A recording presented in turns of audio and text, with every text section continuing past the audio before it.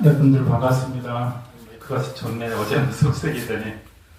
어제 우리 김경아 작가님 강의 잘 들었죠? 예.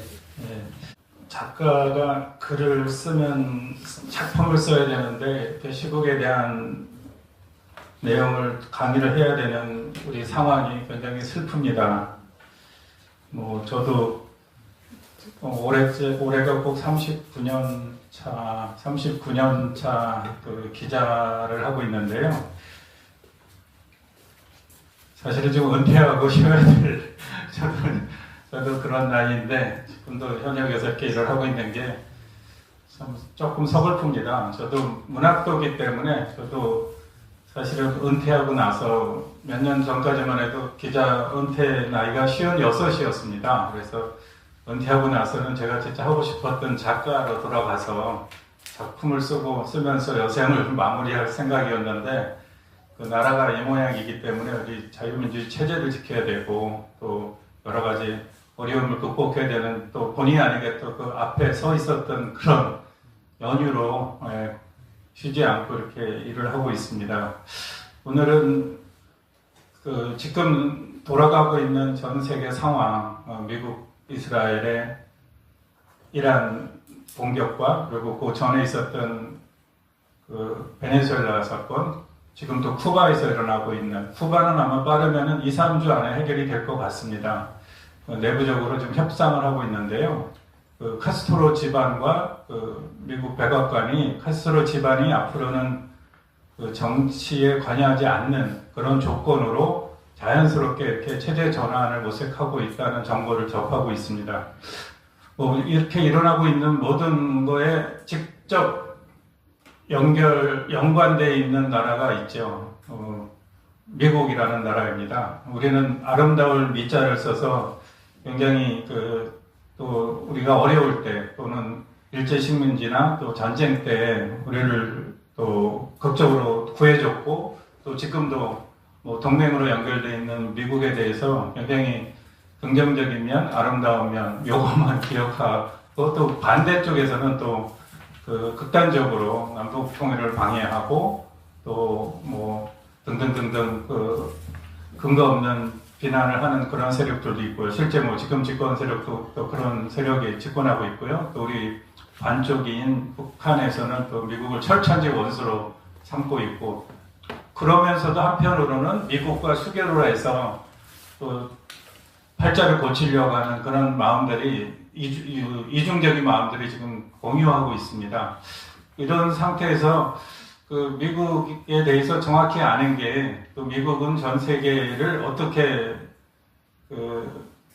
관리를 하고 어떻게 용어 쓰기가 좀 조심스러운데 원래 이 저자분은 지배라는 말을 썼는데요. 지배라는 말을 썼는데 이건 2000년 4월달에 나온 책입니다. 그렇기 때문에 쓴 거는 1998년 9년도에 써갖고 2000년도 4월달에 제가 이제 출판사 대표로서 출간한 책이기 때문에 그 당시에 20번 가까이 읽었습니다. 아주 오래된 시점인데 그때 상황이나 지금 상황이나 거의 다른 게 별로 없습니다. 그리고 지금 돌아가는 상황, 그 당시는 이제 걸프전이 있었고요.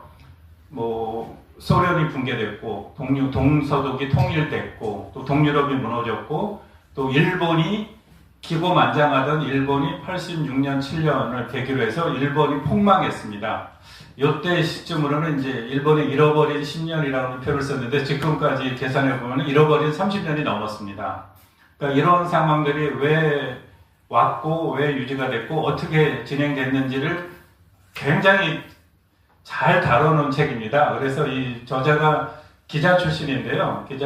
영자신문의 코리아 헤럴드인가 거기 기자 출신인데 국제부에 있으면서 전 세계에 돌아가는 이 상황을 먼저 원 출처만 정확하게 근거를 갖고 쓴 겁니다. 그래서 굉장히 잘 쓰셨어요. 근데 제가 출판 경험이 없고 그래서 책을 초판을 5,000권을 찍었는데 수금은 하나도 못했습니다. 전문 판매자한테 이렇게 넘겼는데 그 이후에 어떻게 됐는지 모릅니다. 어쨌든 저는 그냥 좋은 경험으로 했는데 오랫동안 이렇게 먼지에 쌓여있던 책이 이렇게 다시 꺼내서 지금 상황을 이해하는 데 도움이 돼서 될 것 같아서 이렇게 기회를 가졌습니다. 저는 오늘 이제 강사로 이 자리에 앉았기 때문에 저에 대해서 뭐 궁금해하는 분들이 있어서 잠깐 제 이력을 소개를 해놨는데요. 아버지 어머니가 1944년도에 결혼하셨는데 아버지가 충청도 부여생이세요. 그리고 어머니가, 아버지는 화계도 연백이신데 일제시대 때 저렇게 만나서 결혼한 게 기적 같은 일인 것 같습니다. 그래서 저는 남녀 북남이라는 용어를 써서 본의 아니게 이제 문학도가 통일 문제에 관심을 갖게 된 게 아버지를 고향에 모셔다 드리고 싶은 그런 자녀로서의 그런 의무감 때문에 본의 아니게 이제 남북 문제라든가 통일 문제 그리고 또 뭐 이렇게 언론에까지 나와서 이렇게 삶을 살아왔습니다. 하여간 뭐 전에 어떤 매체에서 제가 국정원에서 뭐 28년 동안 교수를 했다는 오보가 나온 적이 있는데 신인균 선생이 잘못 알고 계셔가지고 저는 뭐 국정원에 근무한 적 없고요.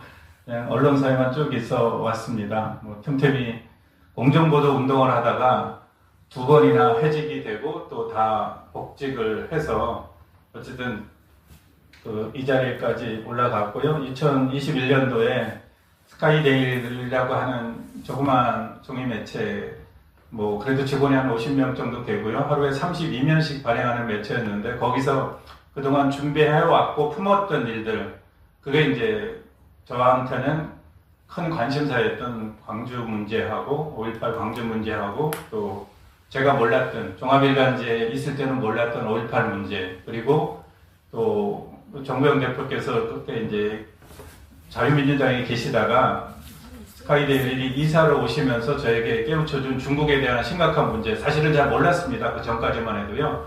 이 세 가지를 신문에 반영하고 그거를 남들이 보도 다른 매체가 보도 못하는 내용들을 위주로 이렇게 하다 보니까 스카이데일리가 거의 뭐 제가 그 6개월은 논설 주간으로 있었고요. 3년 동안은 이제 대표이사 발행 겸 편집으로 있으면서 남들 타 회사가 못하는 것만 골라서 했습니다. 그러다 보니까 이제 국민들에게 큰 기대를 걸었고요. 그러다 보니까 이런저런 제보들이 많이 들어왔고, 그러다 보니까 이제 뭐 수원 연수원 사건 같은 큰 기사도 쓸 수 있었고요.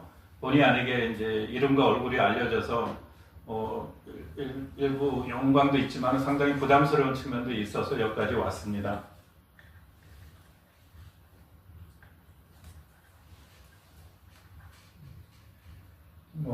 이 책은 오늘은 이제 책 중심으로 말씀을 드려야 되는데요. 제가 급히 준비하느라고 이렇게 꼼꼼하게 이렇게 챙기지 못했는데 하여간 준비한 대로 열심히 설명을 해보겠습니다. 원래 제목은요. 원래 이분이 필자가 처음에 쓴 제목은 미국의 패권과 세계 시장 지배 전략입니다. 이런 관점에서 이제 돌아가는 국제 정세라든가 이런 걸 분석한 건데요. 근데 이렇게 하면은 책 제목이 재미없을 것 같아서 제가 그 당시 출판사 대표로서 강자의 논리, 어떻게 보면은 강자의 어거지 같은 그런 뉘앙스가 있는데 강자의 논리라는 말로 이렇게 제목을 달아봤습니다. 이거 차례인데요. 소련의 몰락, 그리고 소련 블록권 국가들의 해체, 그리고 2장은 미국의 쇠퇴와 미, 독일 삼각체제, 폴 케네디의 강대국 흥망론, 미국을 위협하는 일본, 삼각구상과 유럽, 헤게모니의 공유를 주장하는 중국, 그리고 이제 제 3장은 역사의 대전한 걸프전. 이 걸프전에 대한 게 이 책의 한 3분의 1 정도 되는데요. 지금 이라크전을 이해하는 데 굉장히 도움이 됩니다. 그리고 이란은 아마 쉽게 항복을 하지 않을 겁니다. 그 내용도 이따 소개가 됐는데요. 그 종교 교리가 그쪽 이슬람교에는 항복이라는 단어 자체가 없답니다. 순교가 가장 큰 미덕입니다. 그렇기 때문에 굉장히 조금 오래 갈 것 같습니다. 생각보다는. 미국식 개념하고 조금 다른 게 이슬람의 종교적인 마인드이기 때문에요. 그때도 똑같은 거였습니다. 그래서 그 당시에는 아버지 부시였죠. 조지 부시가 전쟁을 시작을 했는데 사실은 그 당시에 이라크 책임자는 후세인이었죠. 전쟁을 안 하려고 발악을 합니다. 진짜. 전쟁을 안 하려고. 그러니까 원하는 거를 거의 다 들어주는데 공식적으로 TV에 나와서 항복을 하라고 요구합니다. 미국에서. 그거는 도저히 할 수 없는 거예요. 신앙적인 문제 때문에. 그래서 결국은 전쟁을 하게 합니다. 그래서 이제 제거를 하는 이런 시각은 국내에 거의 소개가 되지 않았습니다. 근데 이 책에서 이제 그런 내용을 소개하고 있습니다. 뭐 전쟁을 해야 될 필요성이 있기 때문에 한 겁니다. 그렇기 때문에 무조건 해야 되는 겁니다. 그 다음에 이제 미국의 독주 시대, 요거는 뭐 우리가 경험으로 많이 알고 있는 내용들이고요. 뭐 저 당시에는 이제 중국의 도전이었는데 지금은 이제 중국과 실질적인 대결 시대가 왔습니다.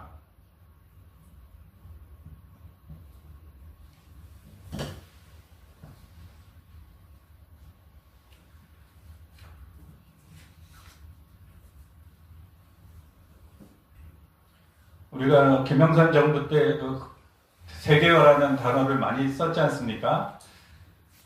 그것이 그 당시에는 그 OECD에 들어가고 이런 것들이 우리가 마치 선진국이 됐냐 이렇게 착각을 하고 또 흥분도 하고 그랬는데 1997년 11월 21일인가요?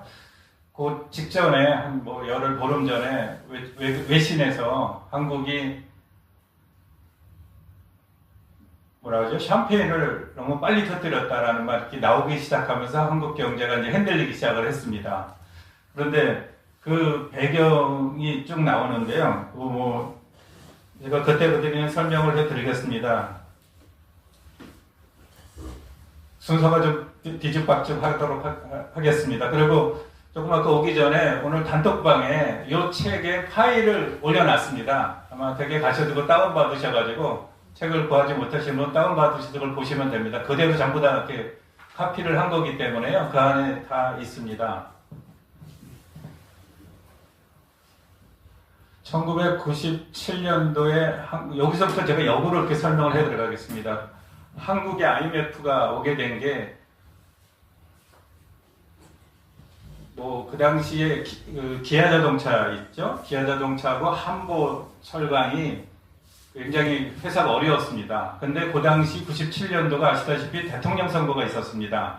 여야 유력 후보였던 이회창 후보와 김대중 후보가 두 분 다 공이 기아자동차는 국민기업이기 때문에 무조건 살려야 된다라고 요구를 했습니다. 그래서 은행에서 무차별적으로 자금을 투입을 했습니다. 결과적으로 어떻게 됐죠? 결과적으로 두 회사는 이제 부도가 났고 또는 타 회사에 넘어갔고 또 은행까지 부도가 나는 그런 상황이 벌어져서 불행히도 그 노숙자라는 단어가 처음 생기게 된 그 불행한 일이 97년 11월 말을 중심으로 생겨났는데 사실은 이 책이나 제가 아는 정보에 의하면은 미국의 의도적인 거였습니다. 근데 그 시작은 사실 우리나라가 아니었습니다. 1997년 7월 1일이 굉장히 중요한 날인데요. 100년 만에 영국이 관리하고 있던 홍콩 100년 동안 이렇게 조차하기로 하지 않았습니까? 그게 100년이 완성이 되는 해와 날이 1997년 7월 1일이었습니다. 7월 1일이 되면은 이제 홍콩이 중국으로 넘어가고 그렇게 되면 홍콩에서 관리하고 있는 엄청난 자본이 중국 관리하에 들어가기 때문에 미국이 그거를 좀 제어하기 위해서 그걸 좀 누르기 위해서 화교 자본이 많은 동남아를 때립니다. 태국, 인도네시아 등등. 그것이 사실은 동남아 IMF입니다. 우리나라와 아무 상관없습니다. 우리나라는 아시다시피 박정희 대통령과 또 이승만 대통령의 정책으로 인해서 화교 경제권을 억눌렀습니다. 그래서 우리나라는 화교 자본이 사실상 없었어요. 그래서 우리나라는 동남아시아의 홍콩이 중국으로 복속되는 것을 누르기 위한 그 IMF하고는 아무 상관이 없습니다. 오히려 이제 다른 사건인데요. 그것과 연결되는 게 하나가 이제 김호중 씨의 행태하고 또 하나가 이제 김영삼 대통령의 실언, 이 두 가지로 불행이 시작이 되는데요. 뭐 하나는 제가 어디서 말씀을 드렸다시피 김영삼 대통령이 이제 현직 미국 대통령한테 통화를 하면서 뭐 이렇게 쓰면 안 되는 용어, 뭐 대가리와 피 이라는 말을 쓰면서 이제 격하게 감정을 흥분시켜서 미국 전직 대통령이 한국 국민이 한국 지도자에게 좀 실망하게 만들어라, 극단적으로. 그래서 이제 굉장히 어려워지고 참모들, 특히 이제 헤지펀드들 이런 사람들을 동원해갖고 한국에 빌려줬던 돈을 갑자기 회수합니다. 이제 그런 내용을 모르고 은행이 그걸 막으려다가 이제 큰 불행으로 온 거로 알고 있고요. 그 당시에 그거를 예방하기 위한 그 수장이 강경식 경제부총리였는데, 강경식 부총리께서 그 당시에 미리 일본하고 체결되어 있던 금융 스와핑, 그래서 100억 달러를 좀 받아 오려고 참모를 일본에 보냈는데, 일본이 주저주저 하더래요. 그래서 왜 그러냐, 우리 약속한 대로 달라 그랬더니 미국 국무부에서 온 팩스를 하나 보여줬다고 합니다. 저는 이제 강경식 총리한테 직접 들었거든요. 미국에서 주지 말란답니다. 그러니까 미국에서 작업한 거 맞습니다. 한국에 IMF를 때린 게 이제 그렇게 맞물려 있고요. 그리고 두 번째는 김우중 대우 그룹 총수가 우리가 잘 알다시피 1000만 부 이상 팔린 대베스트셀러 있죠? 세계는 넓고 할 일은 많다. 이거로 김우중 회장은 책 인쇄도 많이 받았고 사실은 많은 국민들에게 실망을 주고 그랬지만은 반대로 그거로 인해서 미국이 굉장히 애를 쓰고 공을 많이 들이고 돈을 많이 들여서 소련 경제권, 동유럽 블록권 여기를 해체를 시켰습니다. 그게 GM 같은 미국의 대기업들의 요청이었습니다. 왜냐하면 80년대가 미국이 경제 성장이 엄청 됩니다. 거의 10% 가까이 엄청 되기 때문에 매년 해마다 생산되는 양이 대한민국의 1년 경제 총 생산량 이상으로 굉장히 성장을 많이 합니다. 그런데 자유민주 체제 진영에 시장이 포화가 되어 있었습니다. 팔아먹을 데가 없는 거예요. 그래서 미국의 대기업들이 미국 행정부에 요구한 게 좀 소련을 열어서 동유럽 시장을 열자, 독일을 포함해서. 그래서 이제 레이건 대통령 정부 때부터 이제 본격적으로 소련 해체 작업에 들어갑니다. 그래서 결국은 요구했던 게 루마니아라든가 이 동유럽들, 소련 영향권 하에 있는 나라들의 시장을 열어서 미국이 물건을 팔아버릴 수 있게. 이게 첫 동기였습니다, 사실은. 예. 그런데 미국은 아시다시피 주식, 주주총회라든가 이런 시스템이 제대로 돼 있어갖고 총수가 마음대로 할 수 있는 나라가 아닙니다. 근데 우리나라는 의사결정 구조가 간단하지 않습니까? 대우그룹 총수, 삼성그룹 총수가 결정하면 되잖아요. 그래서 미국이 이렇게 노력을 해갖고 동유럽 시장을 열어놨는데, 김우중 회장이 가가지고 부도난 회사들을 싼 값에 헐값에 사들여 버린 거예요. 자동차 회사든 이런 등등등. 그러니까 미국이 화가 난 거예요. 미국 기업인들이. 왜 우리가 필요해서 공을 들여가지고 시장을 열어놨는데 왜 우리가 전역에서 키운 코리아의 이제 조그만 나라의 김아무개가 다 지들이 사들이냐. 저거 손봐라. 라고 하는 요인이 하나 생겼습니다. 한국을 손봐야 되는 요인, 경제적인 요인 중에 하나가요. 그리고 두 번째는 이거는 제가 아주 존경하는 선배였던 김영호라고 하는 언론인이 92년도에 썼던 칼럼 제목인데요. 삼성이 자동차를 만들면은 한국이 IMF를 만든다라는 칼럼을 92년도에 칼럼으로 쓰신 분이 있습니다. 그분은 이제 영어로 이렇게 외국 정보를 계속 습득해서 경제부장과 원래 이제 한국일보 공채 출신이신데 경제부장과 논설위원을 같이 하셨던 분이에요. 그분이 제가 이제 조선에서 세계일보로 갈 때 경제부장 겸 논설위원이었는데 그 칼럼을 보고 제가 너무 놀랐어요. 왜냐면 이게 97년도의 상황이 벌써 5년 전에 칼럼으로 본 거예요. 그러니까 신문 기자 칼럼 하나가 얼마나 중요한지 그때 알았습니다. 그 이유가 뭐냐면요. 우리나라 이제 현대라든가 기아 또 쌍용 같은 자동차가 있지만 퀄리티 있는 자동차 시장에서는 미국이나 일본 쪽에서는 경쟁 회사를 안 받습니다.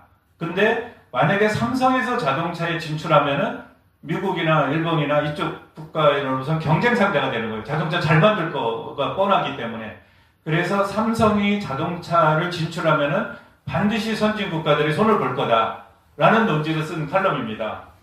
그게 딱 들어맞았죠. 그래서 결과적으로 1997년도 한국이 어쩔 수 없이 IMF에 손을 빌리면서 거의 이제 돈을 낼 때 IMF가 올커니 하면서 한국에 제가 알기로는 51가지인데 정확한 숫자는 모르겠습니다. 50여 가지의 조건을 내세울 때 맨 앞부분에 있었던 것 중에 하나가 물론 이제 대우 해체가 있었고요. 두 번째가 삼성의 자동차를 하지 말라. 그래서 삼성이 이제 프랑스 르노로 이렇게 넘어가게 된 계기가 마크에 그런 내용이 있습니다.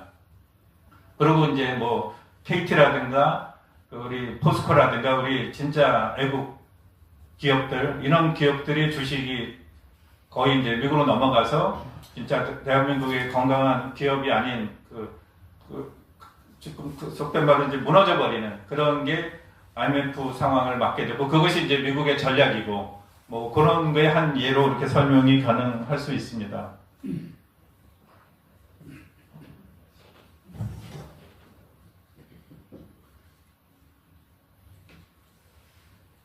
뒤에 가면 자세히 나오는데요. 그러니까 한 가지 예를 더 들겠습니다. 이제 미국이 소련을 해체를 할 때요. 소련을 해체할 때 제일 유명한 게 SDI라고 하는 전략 방위 규상. 우리가 속칭 별들의 전쟁이라고 하는 건데요. 저게 어떻게 추진이 된 거냐면요. 처음에 예비역 장성이 사실은 저거를 제안했습니다. 예비역 장성이 제안을 했는데 미국 의회에서 이렇게 부결이 됐습니다. 채택이 되지 않았습니다. 그런데 한국에서 한국인이 만든 미국의 언론사가 있습니다. 워싱턴 타임즈라고 하는 그 회사에서 일면 톱으로 저거를 기사를 쓰고 사설로 쓰고 칼럼으로 쓰고 또 일면 5단 광고로 쓰고 해서 보름 이상을 계속 저거를 이슈로 만들었습니다. 저 매체는 트럼프 대통령 그 당시 레이건 대통령이 미국 대통령이 당선되면서 허락을 해준 매체입니다. 왜냐하면 선거 때 당신한테 제일 도움이 됐거든요. 미국은 아시다시피 선거가 나라가 크다 보니까 이쪽에서 선거하고 이쪽에서 또 뭐 동쪽과 서쪽이 거의 이틀에 걸쳐서 선거를 한다고 그러더라고요. 근데 선거를 시작하자마자 레이건 후보 압도적 당선. 그 당시 경쟁자가 카터였을 겁니다. 압도적 당선이라는 신문 일면 톱을 써가지고 1억 부 이상을 미국 전역에 뿌렸다고 합니다. 그러니까 언론에서 선거운동을 해준 거죠. 그래서 레이건 대통령이 당선되자마자 제일 먼저 저 신문사를 찾아와가지고 감사하다. 원하는 거 있으면 뭐든지 들어줄 테니까 얘기해라. 그래서 만들어진 매체가 워싱턴 타임즈입니다. 그러니까 자기도 이제 제일 먼저 봤죠. 마치 윤석열 대통령이 용산으로 가시면서 스카이데일리를 매일 보셨듯이 그래서 그 반국가 세력이라는 용어와 이런 것들이 쓰이기 시작하게 된 게 스카이데일리가 그거를 매일 연재했거든요. 반국가 이희청 교수님의 그 책을 저희가 매일 연재했습니다. 그거를 윤 대통령이 매일 보셨어요. 그러다 보니까 의식화가 된 거예요. 자연스럽게 계몽이 됐다고 저는 보는 거예요. 그래서 저 당시에 레이건 대통령도 그 신문에서 이거는 꼭 해야 된다. 이거는 소련이라고 하는 악의 제국을 무너뜨리기 위해서는 이 스타워즈 프로젝트를 해야 된다라는 걸 그냥 귀가 박히도록 계속 보도를 한 겁니다. 그래서 레이건 대통령이 대통령 권한으로 저거를 전격적으로 채택을 해버린 겁니다. 근데 아시다시피 저 스타워즈 프로젝트 SDI 전략 방위 구상은 지금도 완전히 구현이 되지 못했습니다. 뭐 여러 가지 뭐 기술도 그렇고 자금도 그렇고 진짜 천문학적인 자금이 들어가는 거고 쉽게 얘기해서 저거는 우주에서 인공위성에서 이렇게 내려보고 있다가 소련에서 핵미사일을 올리면은 거기에다 장착하고 있던 뭐 레이저라든가 무기로 그거를 뜨자마자 거기서 그냥 폭격해버리는 거라 그 당시 뭐 3,000기 이상 소련이 갖고 있던 핵미사일을 그냥 순식간에 무력화시키는 프로젝트입니다. 그러니까 저거를 극복하고 대응하려고 소련이 군비에 과잉 투자를 하면서 소련 경제가 무너져 버립니다. 그래서 저거는 그냥 이론으로 저걸 하겠다고 한 것 자체로 소련이 무너져 버리는 겁니다. 그렇기 때문에 저거를 처음부터 의도한 거라고 저는 봅니다. 그걸 기획하신 분들이 그걸 기획하셨다고 하는 분이 지금 한국에 들어와 있습니다. 제미 교포인데요. 그 미국에서 그 당시 교수로 있던 분인데 지금 80대이신데 사실은 몇 년 전에 스카이데일리에 책을 내시겠다고 이렇게 그런 내용이 담겨져 있는 자기가 기획자라고 하시더라고요. 근데 제가 뭐 그 당시에 여력이 없어서 책을 못 내셨습니다. 지금 경기도 이천에 들어오셔서 그 노후를 보내시고 계시는데 아마 다른 출판사에서 어디서 나오지 않으랴 이렇게 기대를 하고 있고요. 스타워즈 프로젝트. 예. 그래서 미국은 진짜 총 한 방 쓰지 않고 소련 제국을 무너뜨려 했는데요. 그게 이제 저런 경쟁을 통해서 그 상대국 경제를 고갈시켜 버렸습니다. 경제 능력을. 그 와중에 이제 몇 가지 또 추가되는 작업이 있었는데요. 그 중에 하나가 이제 고르바초프라고 하는 사람을 등장했고, 그게 이제 하늘이 도운 계기가 됐죠.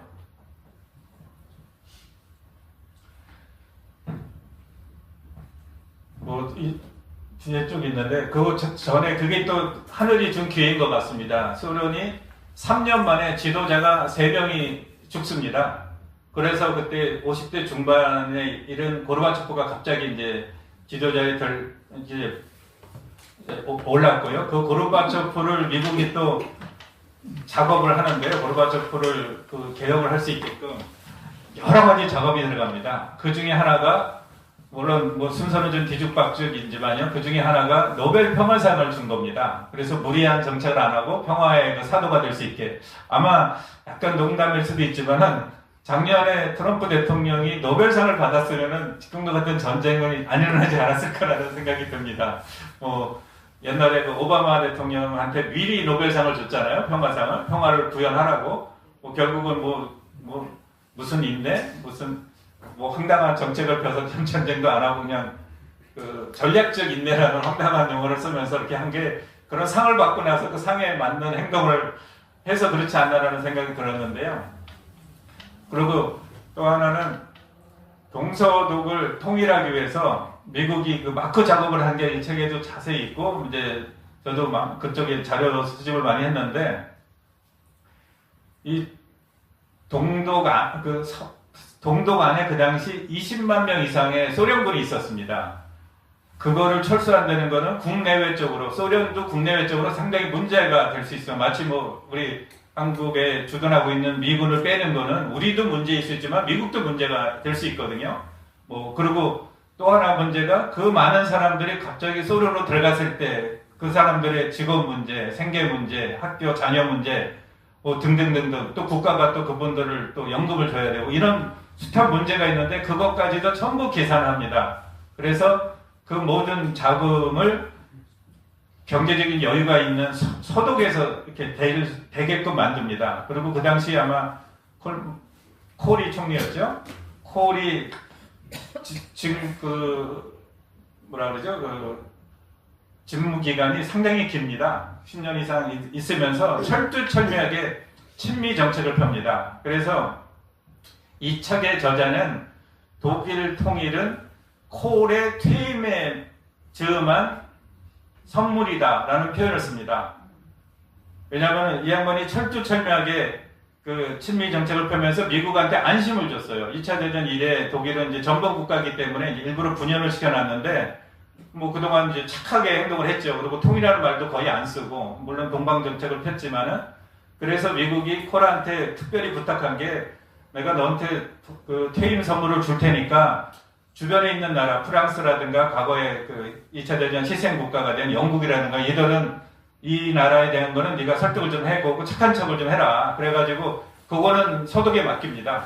그래서 통일이 되더라도 군비 증강이라든가 다시 전쟁을 일으킨다든가 이런 거는 절대 하지 않을 테니까 라는 그 믿음을 주게 만듭니다. 그래서 굉장히 치밀하게 준비를 하고 소련은 또 철수하게끔 만들고 그 뒷돈 들어가는 경제적인 부담은 전부 다 미국이 대주고 근데 여기에 우리가 전혀 알려져 있지 않은 또 숨은 일화가 있습니다. 저는 이제 세계일보에 29년 있었기 때문에 그런 내용들을 압니다. 국내 어디도 보도가 되지 않았습니다. 사실은 아까 제가 말씀드린 그 워싱턴 타임즈에서 무슨 일을 했냐면요. 그 당시에 소련 모스크바에서 세계 언론인 대회를 하면서 고르바초프한테 뭐를 요구했냐면요. 소련의 젊은이들 3,000명을 미국으로 좀 보내달라라는 요청을 해서 각 대학에서 전교 1, 2등 하는 친구들을 3,000명을 뽑아갖고 미국 유학을 시킵니다. 3개월 동안. 그 친구들에게 자유민주주의 체제와 시장경제를 교육을 시킵니다. 그래서 다시 소련으로 돌려보냅니다.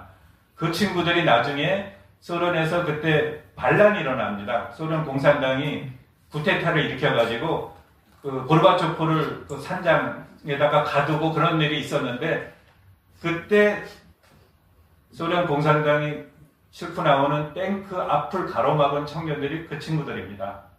자유의 맛을 알았고 시장의 맛을 알았고 미국의 발전 상대를 알았고 소련은 실패한 그걸 알았기 때문에 다시 역으로 가는 것은 참을 수 없다 그래서 탱크를 막았고 그 탱크 위에 올라가서 성명서를 발표한 옐친이 훗날 대통령이 됩니다. 그러니까 이 보이지 않는 그런 존재들이 뒤에서 그런 마크 역할을 합니다. 그렇게 된 계기가 또 있었는데요. 뭐 이것도 뭐 마크 얘기라 제가 뭐 기회가 됐기 때문에 말씀을 드려봅니다. 그 계기가 된 것은 1988년도 서울 올림픽입니다. 서울 올림픽 끝나는 날 지금도 저기 남산 근처에 가면은 고르바초프 건물이 있더라고요. 고르바초프 숙소로 특별히 만든 거 제가 최근에 한번 가봤는데요. 고르바초프 한국에 왔을 때 어디 호텔이나 이런 데 재울 수 없어서 고르바초프가 한국에 올 걸 대비해서 집을 한 채 만들었습니다. 그게 고르바초프 하우스라고 있더라고요. 굉장히 잘 졌더라고요. 하여간 그 건물을 설계한 분이 지금 살고 있습니다. 하여간 고르바초프가 거기서 잠을 자거나 그러진 않았다고 하는데요. 근데 어떤 일이 있었냐면 저기 서울 올림픽이 끝나는 날 그 소련 그 당시 소련 그 뭐라 그러죠? 그 선수단 전체를 한국인이 이렇게 초대를 해가지고 뭐 그분들에게 대접한 일이 있습니다. 그때 야신이라고 알죠? 야신 골키파 소련 축구 선수로 뭐 신으로 불리는 사람인데 야신이 단장으로 왔고요. 그래서 그 야신이 자기들을 초대해서 이렇게 식사를 대접해서 고맙다고 금메달 하나를 이렇게 선물로 줘요. 금메달을. 축구에서 그때 소련이 우승을 했는데 귀한 거잖아요. 23개 받은 거 하나를. 그래서 그 보답으로 나도 가만히 있을 수 없다. 보답을 해야 된다 그래갖고 당신네 나라 책임자인 고르바초프 대통령한테 좀 전화 좀 연결해달라 그래가지고 연결이 됩니다. 그래서 그 자리에서 제안한 게 소련이 경제적으로 어렵다 그러는데 뭐 그러려면은 뭐 우리 회사에서 만드는 선물을 좀 드리고 싶다 그러면서 한국산 트럭 2,000대를 무료로 줄 테니까 가져갈 의향이 있냐라고 물어봅니다. 뭐 당연히 고르바초프는 땡큐요 하죠. 근데 가만히 그 대신 조건이 있다. 뭐냐? 육로로 꼭 가져가십시오. 여기 우리 운전사를 통해서 모스크바까지 이렇게 실어다 주겠습니다. 했더니 고르바초프가 생각해보니까 북한을 거쳐가야 되잖아요. 그러면 이제 북한의 허락을 받아야 되잖아요. 김일성에. 그래서 잠시 전화를 홀딩해 놓고 김일성이랑 통화를 했는데 고르바초프가요. 김일성이 노했어요. 남쪽에서 뚫리는 거 원치 않는다. 그래서 트럭 한 대 들어가지 않고 소련 고르바초프하고 연결이 됩니다. 이제 그게 나중에 이제 한소 수교랑 연결이 되고 그래서 그 이후에 이제 우리 노태우 대통령하고 그 고르바초프가 샌프란시스코에서 만나게 되고 거기서 뭐 국교 정상화가 되고 그 이후에 이제 뭐 한국 뭐 김일성이랑 만나게 되고 이런 것들이 마크에서 일어납니다. 우리가 겉으로는 이제 언론에 노출이 되지 않으면은 이런 일들이 보도가 안 되지 않으면은 모르지 않습니까? 근데 마크에서 이런 움직임들이 있었습니다.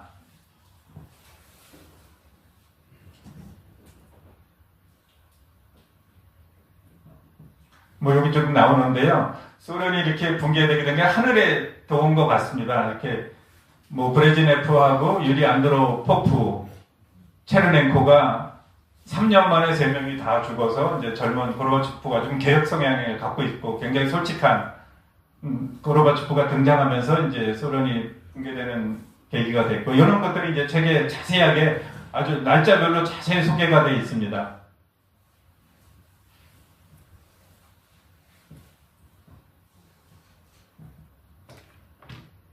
글자 잘 보이시죠?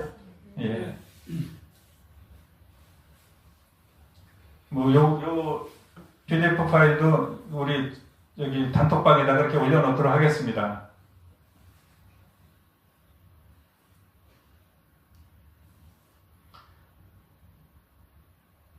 요즘 우리가 초안적이라는 말을 쓰는데요. 사실은 미국이 저때 써먹은 전략, 보이지 않는 전쟁, 인디비주얼 워라고 하는데요.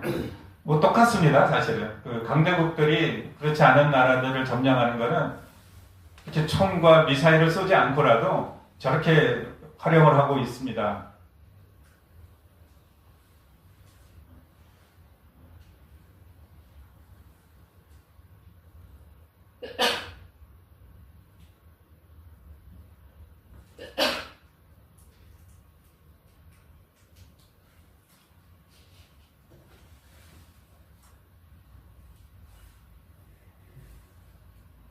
뭐 저자는 이제 레이건의 전략을 체제 붕괴를 목표로 하나, 둘, 셋, 넷, 다섯, 7가지 이렇게 정리를 해놨는데요.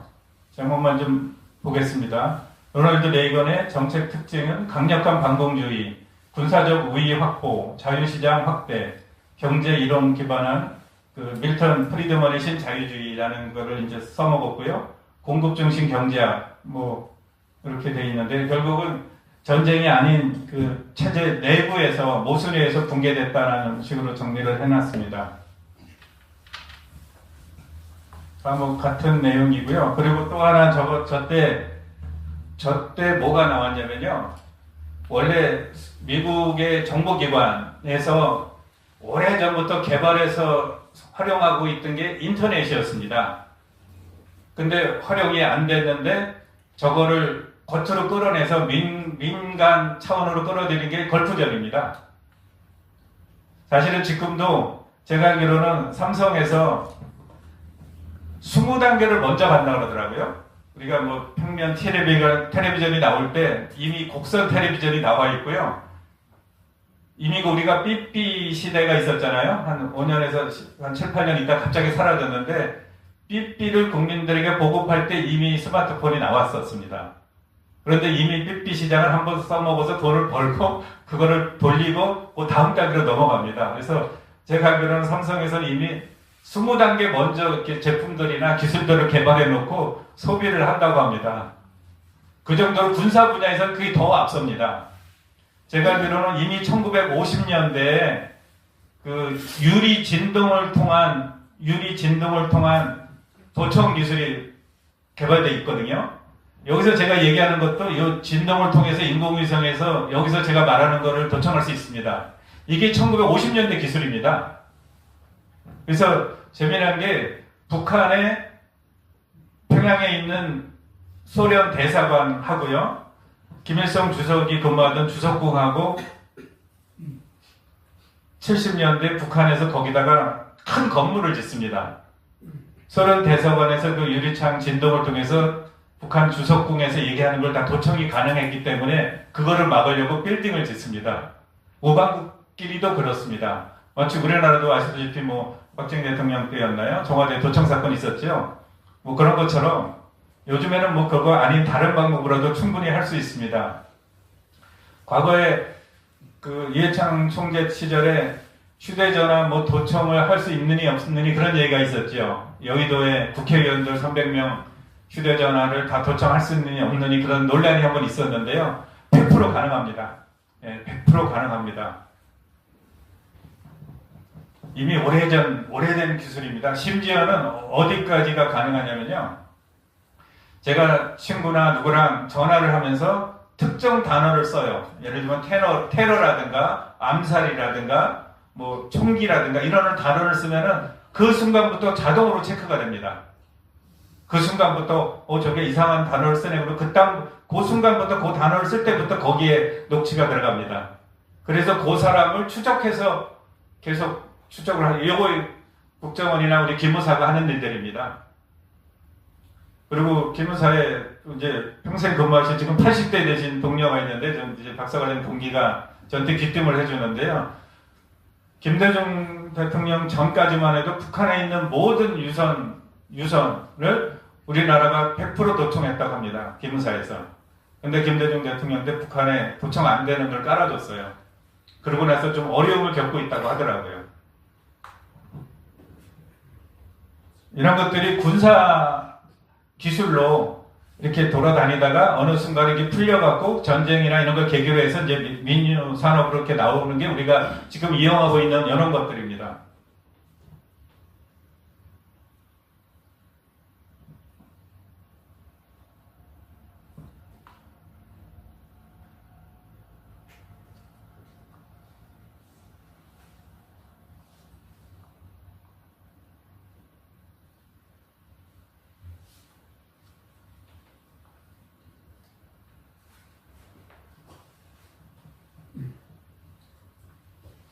지금 이때 미국이 소련한테 적용했던 그런 방법이나 기술들을 하고 이제 좀 이따가 이제 소개를 할 건데요. 일본에 사용했던 방법을 지금 미국이 중국에 동시에 사용하고 있습니다.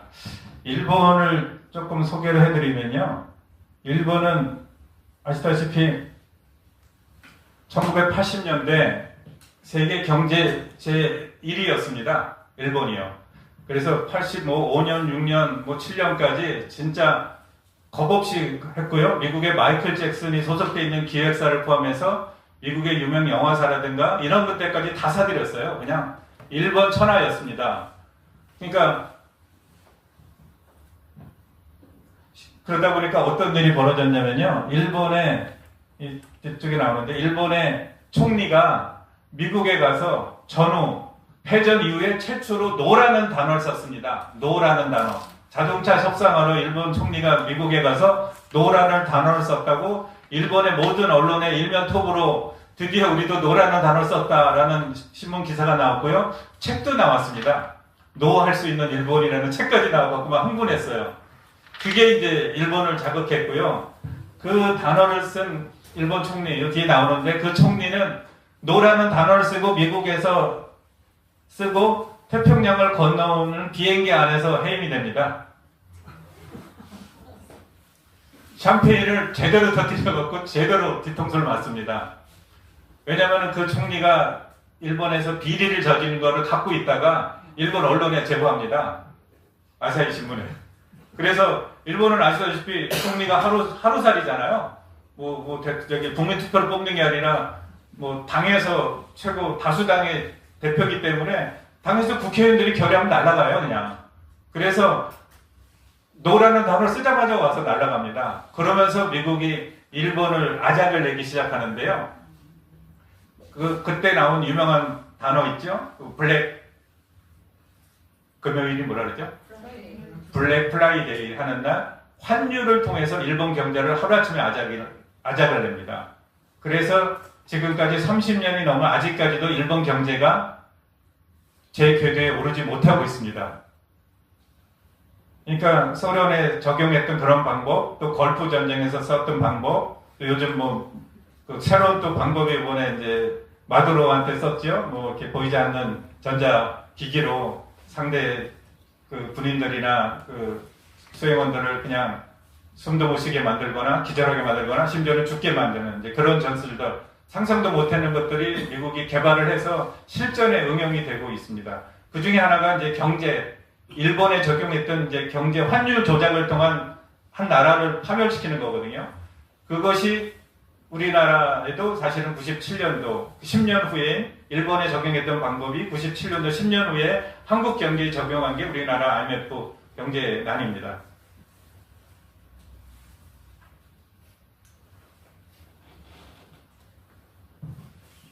요즘에 며칠 전에 미국에서 슈퍼 301조 꺼내들었죠. 저는 살살 준비를 하고 있는 거라고 봅니다. 아시다시피 우리 지금 이 정부가 친중 반미 정책을 한다는 다 알고 있지 않습니까? 그거에 대한 보복으로 또 우리 그 손현보 목사님이라든가 우리 전 목사님 그리고 다른 여러 종교인들 심지어는 종교를 해체하는 이런 진짜 민주주의에서 있을 수 없는 그런 발언을 하는 거에 대해서 대놓고 트럼프 대통령이 혁명과 숙청을 하고 있다라고 한 말이 다 그 배경에 깔려 있고 근데도 못 알아듣기 때문에 아마 슬쩍슬쩍 카드를 지금 꺼내 보이고 있습니다. 그러니까 귀가 밝은 자들은 다 알아들을 수 있게 지금 미국이나 이스라엘 지도자들이 계속 얘기하는 게 이란의 국민들이 일어나라는 거지 않습니까? 지금 미국이 우리한테 얘기하는 거 똑같습니다. 국민들이 들고 일어나라는 건데요. 거기에 정신 못 차리는 지금 뭐 야당 같지 않은 야당, 뭐 국민의 짐 이런 것들에 대한 논란이 계속 벌어지고 있는 게 아마 마지막 혼돈이라고 생각합니다.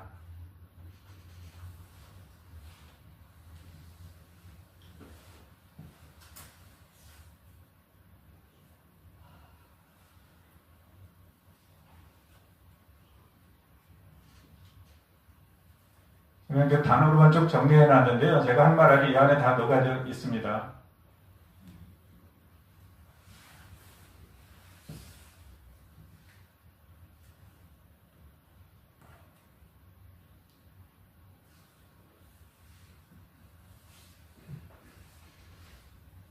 그리고 미국이 갖고 있는 큰 힘 중에 하나가 아시다시피 달러 발행권이지 않습니까? 그래서 유럽이 저건 도저히 미국하고 싸울 수가 없어서 저때 유럽이 고민해서 만든 게 유럽연합입니다. 그래서 그 달러를 대체를 한번 해보자 라면서 유로화를 만들었습니다. 근데 성공을 했나요? 성공을 못했죠. 지금 뭐 중국도 그렇고 일본도 그렇고 기축통화, 그러니까 석유를 사올 수 있는 돈, 다른 나라에 통용되는 화폐를 자기네 나라 자국 화폐를 이렇게 기축통화로 만들고 싶은 게 굉장히 큰 꿈인데 번번이 여기서 미국에 무너집니다. 뭐 과거에 아프리카에 있는 그 북쪽에 있는 나라 리비아인가요? 어디도 그렇고 그 미국한테 제거당한 그 다른 나라들의 수장들이 공통점이 석유 거래를 달러가 아닌 거로 하겠다고 해서 다 제거가 됐습니다. 이번에도 아마 이란이 아마 중국 위안화로 하겠다고 해갖고 아마 시작이 된 걸로 저는 알고 있는데요.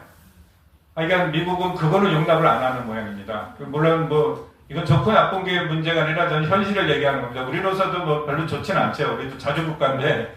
근데 어쨌든 미국의 입장에서는 용납을 안 합니다. 그렇게 되면은 미국의 그런 리더십이 상한다고 보고 있기 때문에 그래서 맨 나중에 말씀드리겠지만 이 저자의 결론을 제가 미리 지금 말씀드릴게요.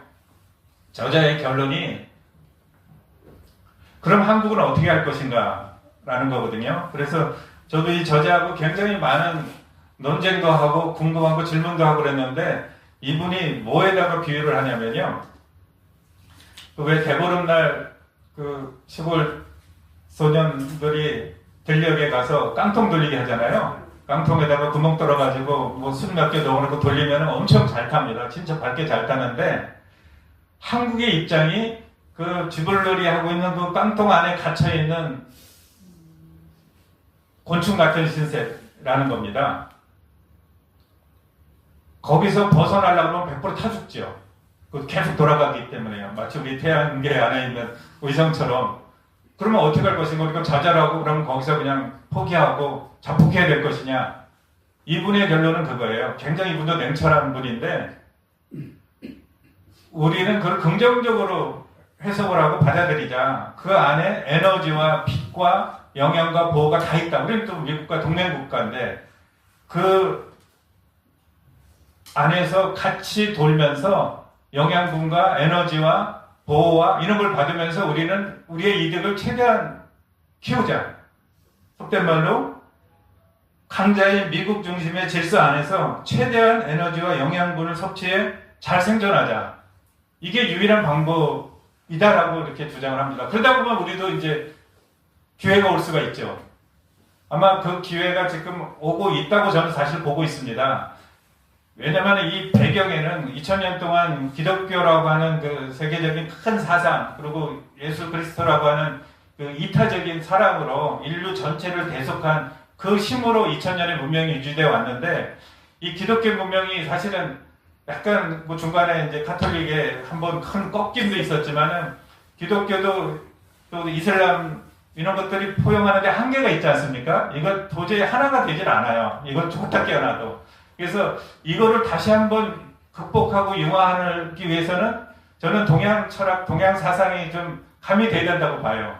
저는 뭔지는 모르겠어요. 그게 뭔지는 아마 우리나 또 우리 후손들이 거기서 찾아내야 될 거라고 보는데 저는 그걸 단군 사상이라고 봐요. 저는 개인적으로는 사실은 단군 철학이라고 보는데 그 5,000년 또 일각에서는 9,000년, 10,000년 전에 나라를 세운 우리 건국 신화가 널리 세상을 이롭게 하라고 하는 그 너만 잘 먹고 잘 사는 게 아니라 널리 세상을 이롭게 하라고 하는 엄청난 이타적인 그 국가 이념을 만들고 창업된 유일한 국가 아닙니까? 사실은 우리 한민족이.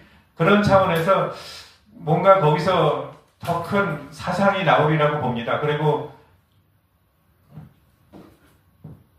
제가 맨 뒤에다 준비를 해놨는데 지금 우리가 처음에는 38선으로 시작이 됐지만 사실은 지금은 휴전선으로 바뀌었잖아요.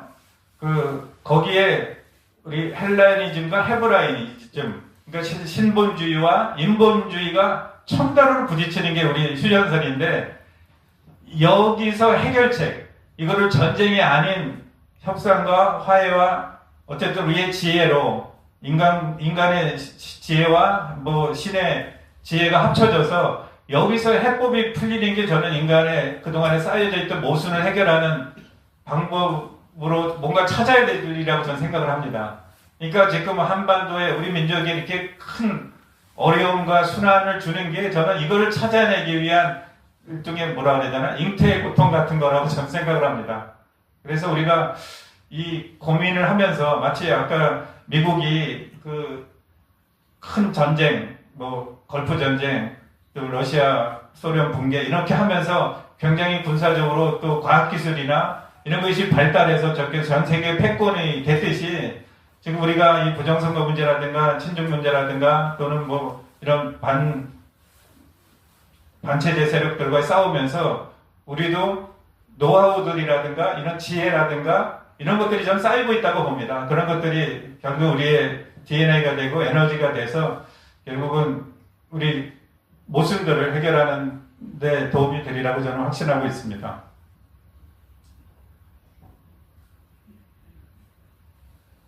이건 이제 뭐 구체적으로 저는 경제를 잘 몰라갖고요. 신문에서 책에서 인용한 건데 미국이 어떻게 이제 일본을 환율로 경제를 박살내는지를 이렇게 요약을 해놓은 겁니다.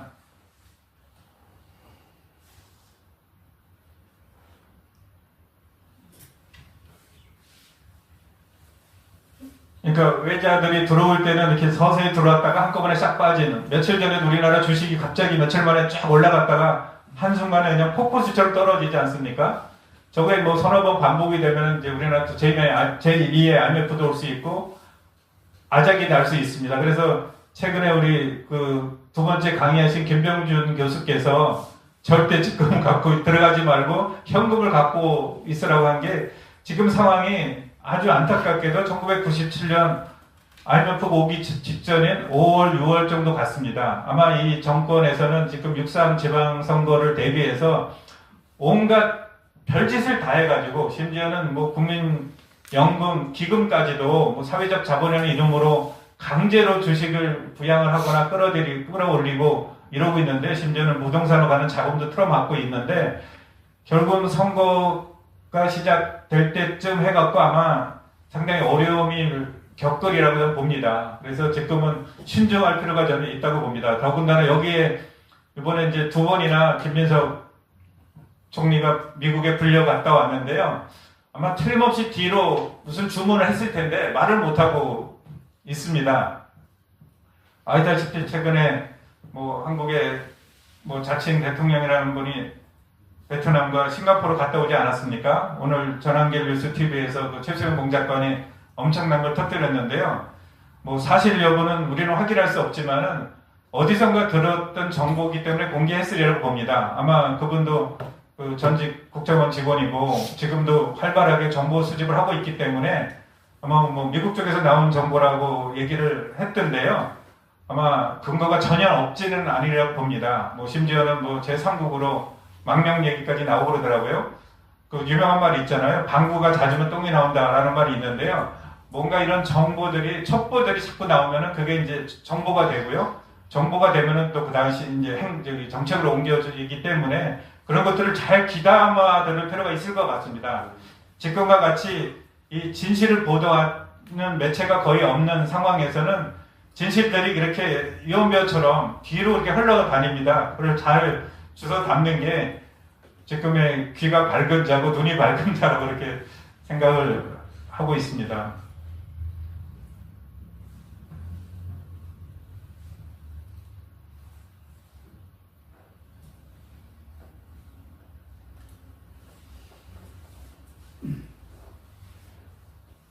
그러니까 일본이 이렇게 무너지는 거 보면은 우리가 97년도에 IMF 때 당할 때는 순식간이었는데 일본은 서서히 저렇게 당합니다. 서서히.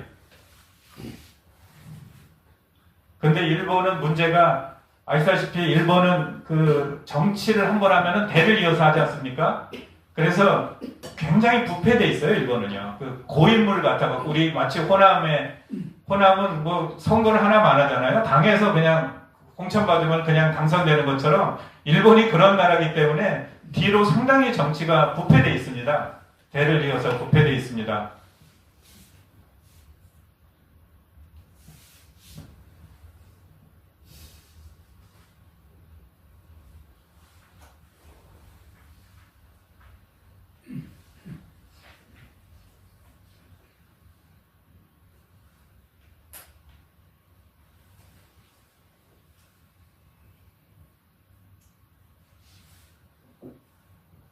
그리고 어제 보니까 일본 총리가 이제 미국 갔던데요. 저는 이제 우리 신문에는 이제 기가 막힌 타이밍 정치라고 했는데 저는 지금 일본이 굉장히 그 미소를 자제하고 있다고 저는 봅니다. 일본의 꿈은 아시다시피 평화헌법을 고치는 거지 않습니까? 그 메가더 장군이 일본은 군인대를 가질 수 없게 만드는 평화헌법이 있는데 본인들이 먼저 얘기하면 이제 다른 나라, 뭐 특히 우리나라나 그 한반도, 북한이나 중국이나 이 인근 국가들이 반발하기 때문에 쉽지 않습니다. 근데 지금 미국이 먼저 파병을 요청했잖아요. 자기네들도 가고 싶어 죽겠죠. 근데 먼저 얘기할 수 없는 거예요. 우리도 당신을 트럼프 대통령을 도와주고 싶다 라면서 가서 엄청나게 속된 말로 아부를 떨고 막 그랬지 않습니까? 결국은 일본이 군사 국가로 가려면 헌법을 바꿔야 됩니다. 근데 이번에 뭐 다수당이 됐지만 헌법을 바꾸려면 또 상원인가요? 일본에 뭐라 그러죠? 참의원을 아직 장악을 못했기 때문에 내부적으로는 한계가 있습니다. 아마 미국의 적극적인 지지 동의가 있지 않으면 그래서 그거를 뒤로 깔고 우리가 도와주고 싶은데 형식적 여건이 안 된다. 일본의 법을 바꾸도록 묵인 내지는 도와달라는 것을 아마 청탁을 하러 간 것 같습니다. 일본의 수곤을 해결하기 위해서. 그래서 겉으로는 굉장히 곤혹스러워하는 모습이지만은 일본은 지금 차츰차츰 군사 대국으로 가기 위한 준비 과정이라고 지금 보고 있습니다.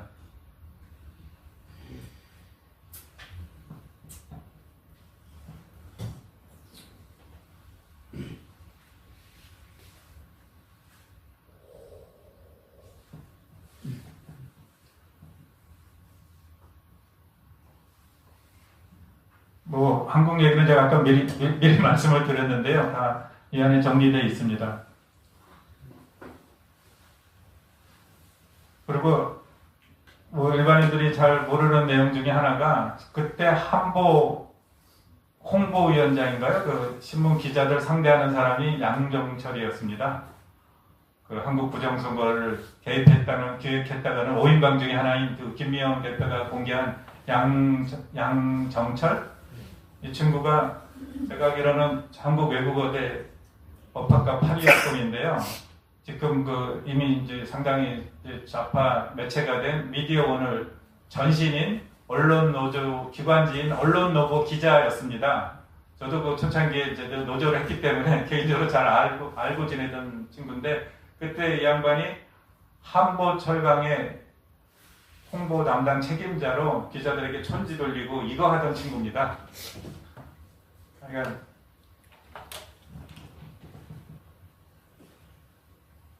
최근에 미국의 연구를 가면서 일정 정보를 미국에 넘겼다라고 하는 첩보가 있습니다.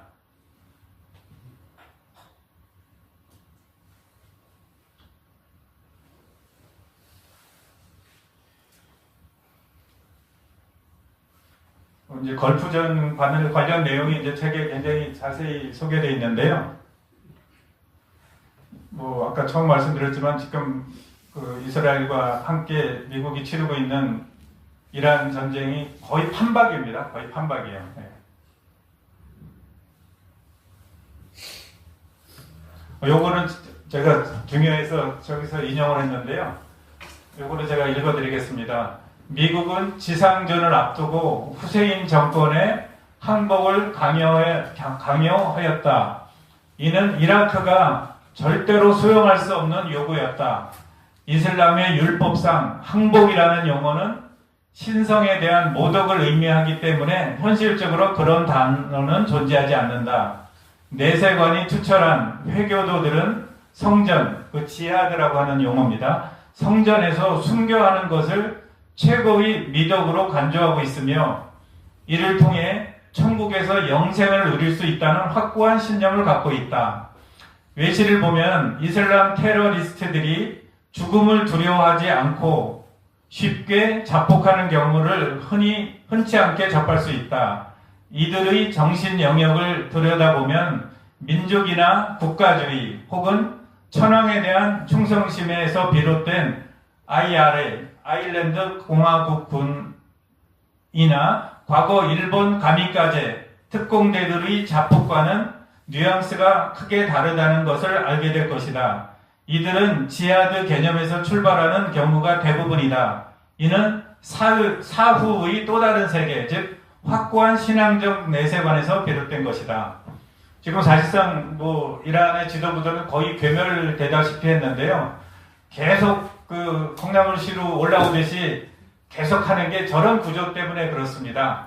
이 때문에 미국이 처음에는 지상군을 투입하지 않고 저 문제를 해결하려고 사실은 시작을 했는데 아마 쉽지 않으리라고 봅니다. 잘못하다가는 아프가니스탄이나 또 다른 나라처럼 이렇게 빨려 들어갈 것 같고요.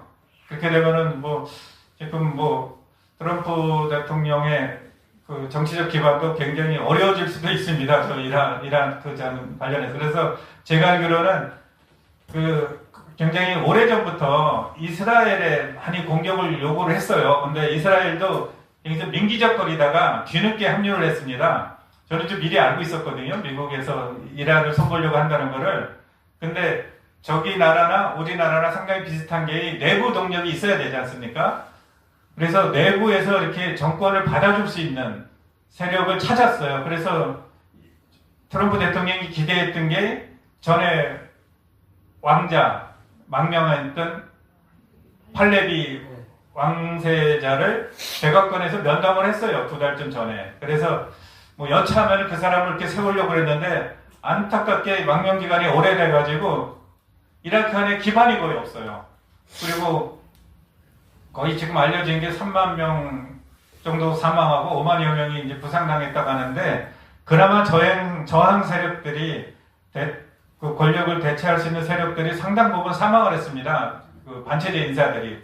그래서 그 세력이 만만치 않기 때문에 지금 아주 고민이 많은 것 같습니다. 그래서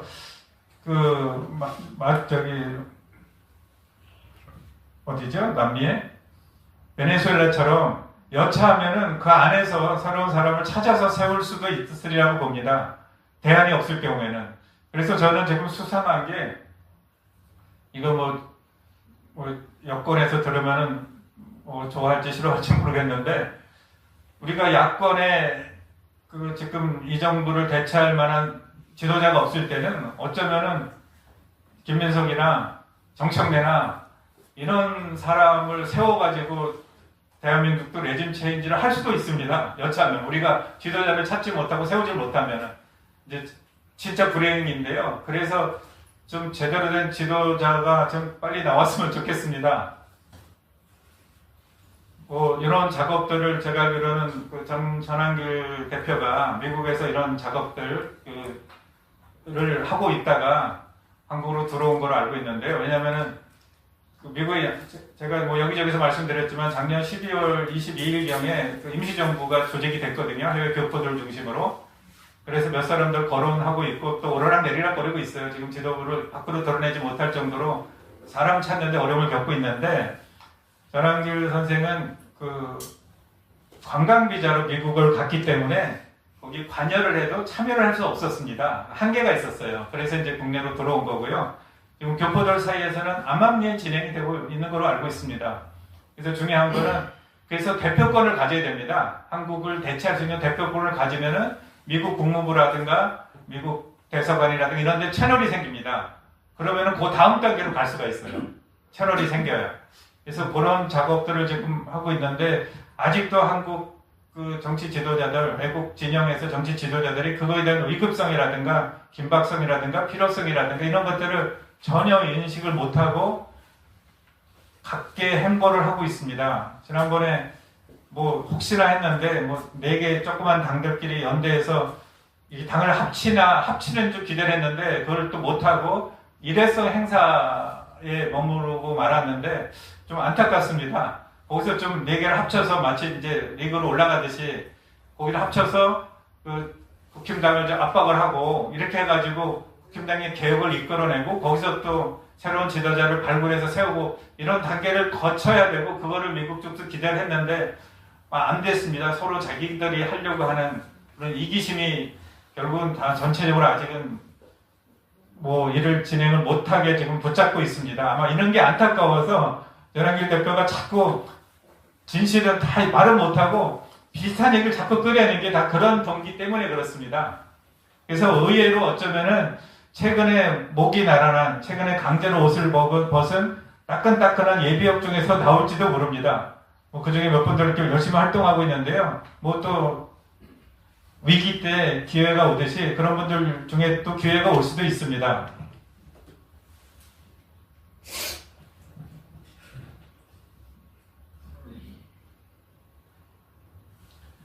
뭐 이라크전은 후세인이가 쿠웨이트를 공격한 것이 빌미가 됩니다. 뭐 과거에 자기네 나라 영토였기 때문에 빌미가 됐는데 마치 좀 비슷한 게 지금 중국에서 뭐 대만을 침략하려고 하고 있지 않습니까?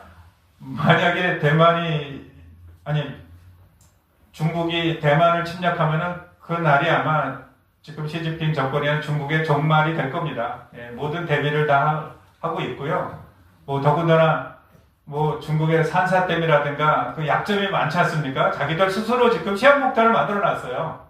뭐 그거를 일본 쪽에서 지금 대만에 가까운 일본 열도에다가 미사일들 다 배치해 놨거든요. 그거 한 방이면은 뭐 중국 전체가 무너져 버리니까요. 그러니까 미국이 관여되어 있는 대부분의 전쟁들이 석유랑 관련되어 있다는 거를 그러니까 꼭 기억해 주시면 좋을 것 같고요. 그리고 요거는 이제 스카이 데일리 있을 때 우리 임명신 부장, 우리가 이제 다음 주에 임명신 박사가 강의를 하는데요. 그분한테 제가 직접 들었는데 그분은 이제 서울대에 나오셔가지고 일본 도쿄대에서 박사학위를 받고 서울대 교수를 18년 하신 분이에요. 뭐 웬만한 나라 언어를 거의 다 터득하신 분입니다. 그래서 그분이 이제 물론 러시아어도 터득합니다. 중국어는 물론이고 일본어, 뭐 프랑스어, 독일어, 뭐 우크라이나어 뭐 다 터득하고 계신 분인데 우크라이나 전쟁 왜 일어난 걸 우리가 알고 있나요? 우크라이나 전쟁 우리가 그냥 언론에 이렇게 보도된 게 있잖아요. 뭐 우크라이나가 나토에 들어가려고 해서 이제 누구죠? 저기 푸틴이 이건 말도 안 돼 그래갖고 이제 친구로 알고 있잖아요. 뭐 외형적으로 맞죠. 근데 실질적으로 뭐 이런 내용은 이제 임 박사가 이제 나중에 설명을 하겠지만 제가 좀 김을 빼는 면도 있긴 있네요. 사실은 미국이 일으켰다고 합니다. 미국이야. 전쟁을 일으키게 만든 거죠, 쉽게. 전혀 눈치 못 채게. 왜? 미국이 아시다시피 300년 쓸만한 뭐죠? 돌에서 나오는 석유 뭐라 그러죠? 쉐일이 터졌잖아요. 그것도 팔아먹어야 되잖아요. 개발비가 좀 비싸요. 근데 러시아가 그 엄청난 소련에서 생산되는 가스와 석유를 유럽에다가 파이프를 설치해놓고 헐값에 팔아서 돈을 벌어서 그 돈 갖고 체제를 유지하고 있는 거예요. 그거를 막고 그 줄기를 미국으로 옮기기 위해서 우크라이나를 나토에, 소련을 자극하기 위해서 그렇게 만들어서 결국은 뭐 당구에서 3쿠션, 4쿠션처럼 결국은 푸틴이 우크라이나를 공격하게끔 만들었다고 봅니다. 저도 그렇게 봐요, 사실상. 미국은 이렇게 보이지 않게 당구를 칩니다. 보이지 않게. 그리고 결국은 어떻게 됐어요? 중간에 그 가스 그 파이프가 폭파되는 사건이 있었잖아요. 그거를 우크라이나는 소련이 그랬다 그러고 러시아가 그랬다고 러시아는 우크라이나가 그랬다 그러거든요. 둘 다 안 했어요. 제3국이 했습니다. 드러나진 않죠. 보이지 않게. 뭐 그러게 미국입니다. 그래서 우리가 미국이 다행히 우리의 우방국가고 동맹국가이기 때문에 우리는 아까 그 깡통에 돌리는 그 안에 갇혀있는 곤충의 신세처럼 우리를 일부러 죽이진 않거든요, 미국은. 우리를 살려서 이제 관리를 하려고 하고 있기 때문에 그걸 알고 우리는 대하는 게 이게 그래도 자주국가로서 미국을 어떻게 상대하고 또 어떻게 관리를 하고 어떻게 이 동맹을 유지해야 되는데 도움이 되리라고 저는 봐서 이런 말씀을 드리는 겁니다. 무서운 나라예요.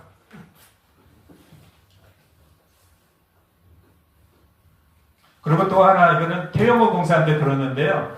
북한에서 그 서해에 그 석유를 시추했다고 합니다. 석유를 시추를 했는데 홍콩 자본과 기술이 들어와서 시추를 했는데 결과는 이제 뭐 있다 없다는 결과가 안 나왔어요. 그거를 태영호 공사가 얘기하더라고. 북한의 공식 입장입니다. 외교관이기 때문에 북한도 안 돼요. 홍콩의 기술자들이 시추를 했는데 지들이 솔직하게 얘기하겠나? 미국이 하라는 대로 얘기를 하겠지. 있다 없다는 말을 못했다고 합니다. 그것마저도 미국이 관리한다는 거죠. 진짜 거기는 나중에 뭐 100년 후에 파먹을 수도 있고 이거를 거기에 석유가 엄청나게 매장돼 있다는 걸 알면은 중국이나 북한이 가만히 있을 리가 없잖아요. 그것도 전쟁이 벌어지고 또 소련도 러시아도 결렬지. 그래서 그거가 있다 없다는 말을 안 했다고 합니다. 그 시추적이. 그걸 북한도 미국이 그렇게 홍콩 기술진에게 얘기했으리라고 보고 있더라고요. 눈치를 봐서 진실을 말할 수 없었다고 태영호 공사가 아주 정확히 얘기를 하더라고요. 그 대화 중에.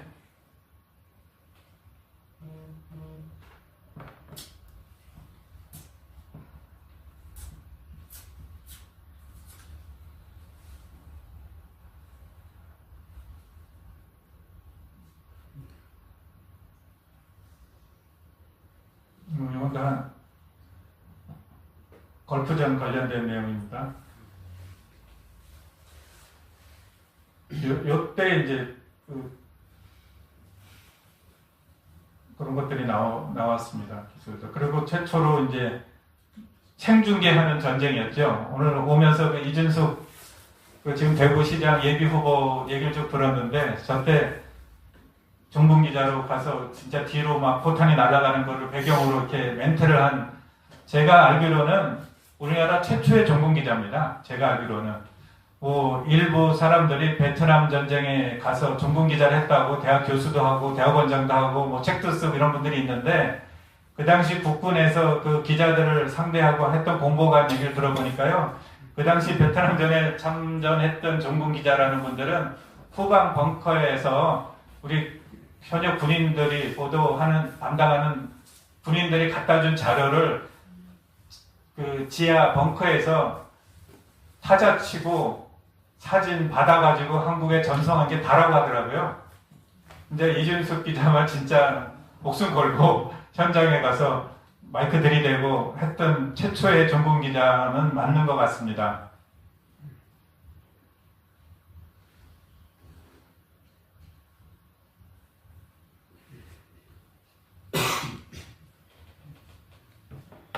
다 같은 내용들이고요.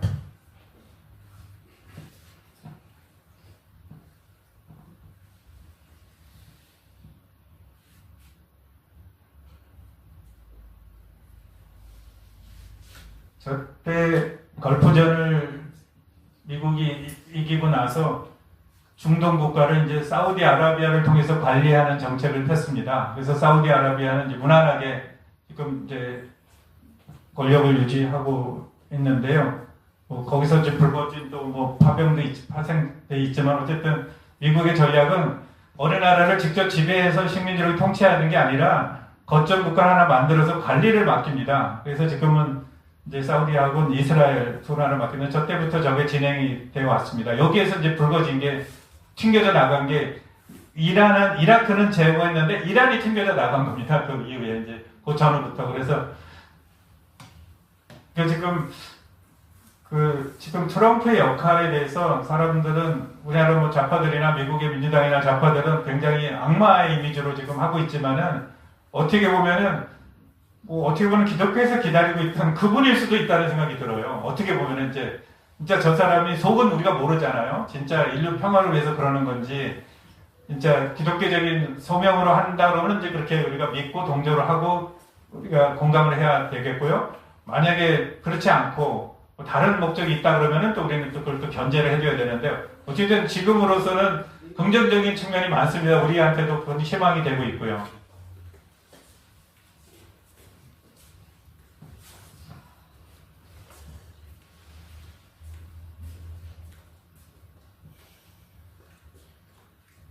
트럼프가 요거 할 때의 미국 대통령과 다른 건 그 당시는 미국이 세계 경찰 국가로서 역할을 자연스럽고 당연한 거로 해왔는데 트럼프는 여기에 이제 반대를 하죠. 우리는 공짜는 없다라는 측면을 반발을 했고요.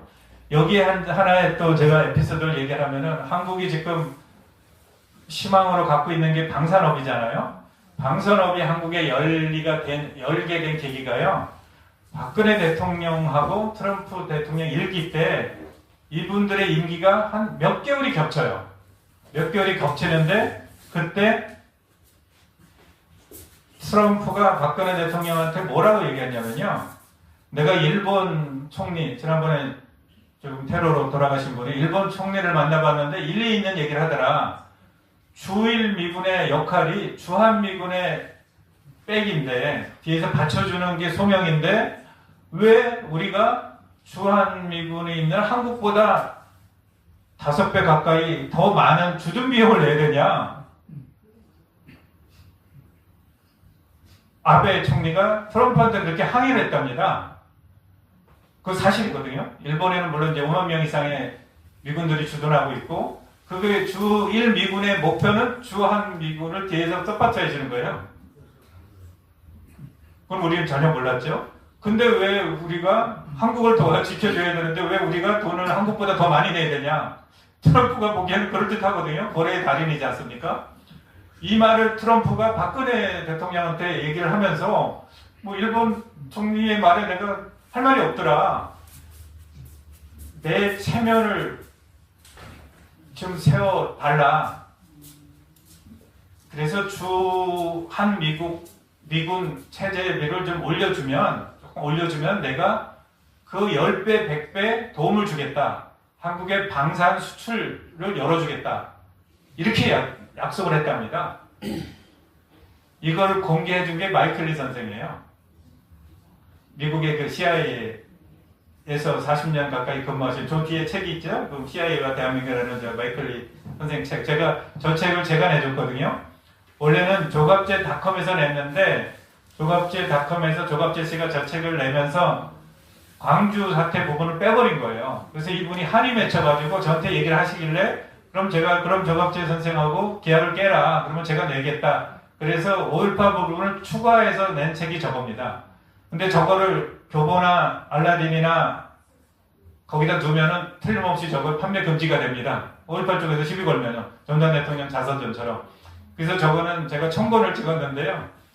교보에다 넣지를 않았습니다. 그냥 암암리 해갖고 지금 뭐 한 50여 권 남았는데 저분이 그 언론에 나오지 않은 상당한 많은 정보를 저한테 주고 있습니다. 지금도 종종 이 카톡으로 보내주시고 계신데요. 그러니까 우리가 이렇게 알려지지 않은 내용들. 그래서 우리가 한국의 방산업이 지금 뭐 한국 먹여 살리지 않습니까? 뭐 비행기 한 대 하면 우리 뭐 텔레비전 수천 대 수출하는 것보다 훨씬 낫지 않습니까? 근데 그 모든 그 방산업, 무기의 기술에 미국 기술이 들어가 있기 때문에 미국이 열어주지 않으면 수출 못합니다. 솔직하게 얘기해서요. 미국이 동의를 했기 때문에 수출 시장이 열린 겁니다. 이런 것들을 우리나라 언론이 보도를 안 하고 무조건 반미 쪽 트럼프 죽일놈 뭐 이런 식으로 얘기를 하기 때문에 여론이 제대로 그 미국에 대한 정확한 정보가 보급이 안 되는 것입니다. 그래서 저희는 이제 이런 것들을 계속 기사화하고 있고 칼럼이나 사설이나 이런 데 녹여 넣고 있습니다. 저는 이미 이제 스카이데일리에 있을 때는 칼럼으로 그 내용을 소개한 적은 있습니다.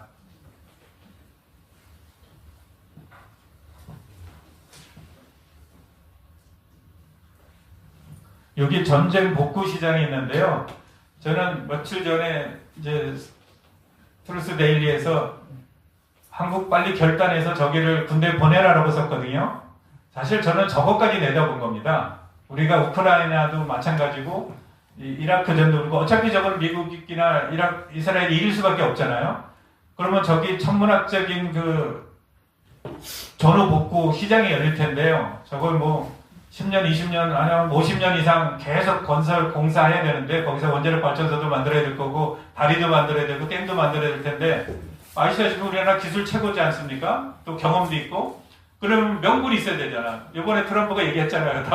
니들 이번에 내가 도와달랬는데 안 도와줬지? 내가 다 기억하고 있다 그랬잖아요. 굉장히 중요한 거예요, 이거는. 그리고 어차피 우리가 지금 이란이 이기면 우리나라 어차피 아작나요. 조금 중국이 장악하게 되면은 어차피 조금 미국이 이겨야 됩니다. 그럼 어차피 호르무즈 해협도 안 그러면 우리가 거기 가서 지켜야 되잖아요. 그래서 저거는 외통수예요. 할 수밖에 없어요. 이럴 때 흔쾌히 해주면 얼마나 좋아요. 미국으로서는. 지금 일본 청년을 가서 립서비스만 했는데 우리나라는 실제 미국 동맹국이고 사실은 태평양 연안에 제한돼 있긴 하지만은 한미 상호 방위 조약이 있기 때문에 한 나라가 전쟁의 시작이면 같이 전쟁을 해야 되는 게 의무예요, 사실은. 물론 태평양이 하나입니다. 그 한미 상호 방위 조약에는 문구로는 하나에 돼 있지만은 심리적으로는 같이 해야 되는 게 맞지 않습니까? 그리고 또 하나가 북한은 이미 러시아에 가가지고 전쟁에 참전해서 엄청난 군사 노하우를 지금 축적하고 있어요. 대부분의 드론전이잖아요. 그리고 원거리 미사일전인데 국내에서 훈련 백날 하는 것보다 현장에 가서 한번 싸우는 것만 못합니다. 우리나라가 그나마 북한을 압도적으로 이렇게 군사적으로 압도한 게 베트남전에 참전해서 군사 노하우를 습득했기 때문에 그랬거든요. 그런 것처럼 지금의 군사 기술이나 이런 것들은 북한이 상당히 압도하고 있습니다. 드론전을 체득을 했거든요. 소련에 가서 그 상당수의 많은 거의 10,000명 이상이 투입이 됐기 때문에 10,000명이 거의 10만 명 가까이 갔다는 말이 있더라고요. 사망자가 10,000명이 넘었다는 얘기까지 있습니다. 우리나라는 그냥 거기 그 군사 정찰단 들어가는 것도 야당이 반대해서 못 갔습니다. 그냥 국정원 지금 몇 명이 가가지고 뭐 협상하고 있는 걸 알고 있는데 어쨌든 이런 걸 굉장히 지혜롭게 해야 되는데 우리는 지금 현실적으로 못하고 있습니다.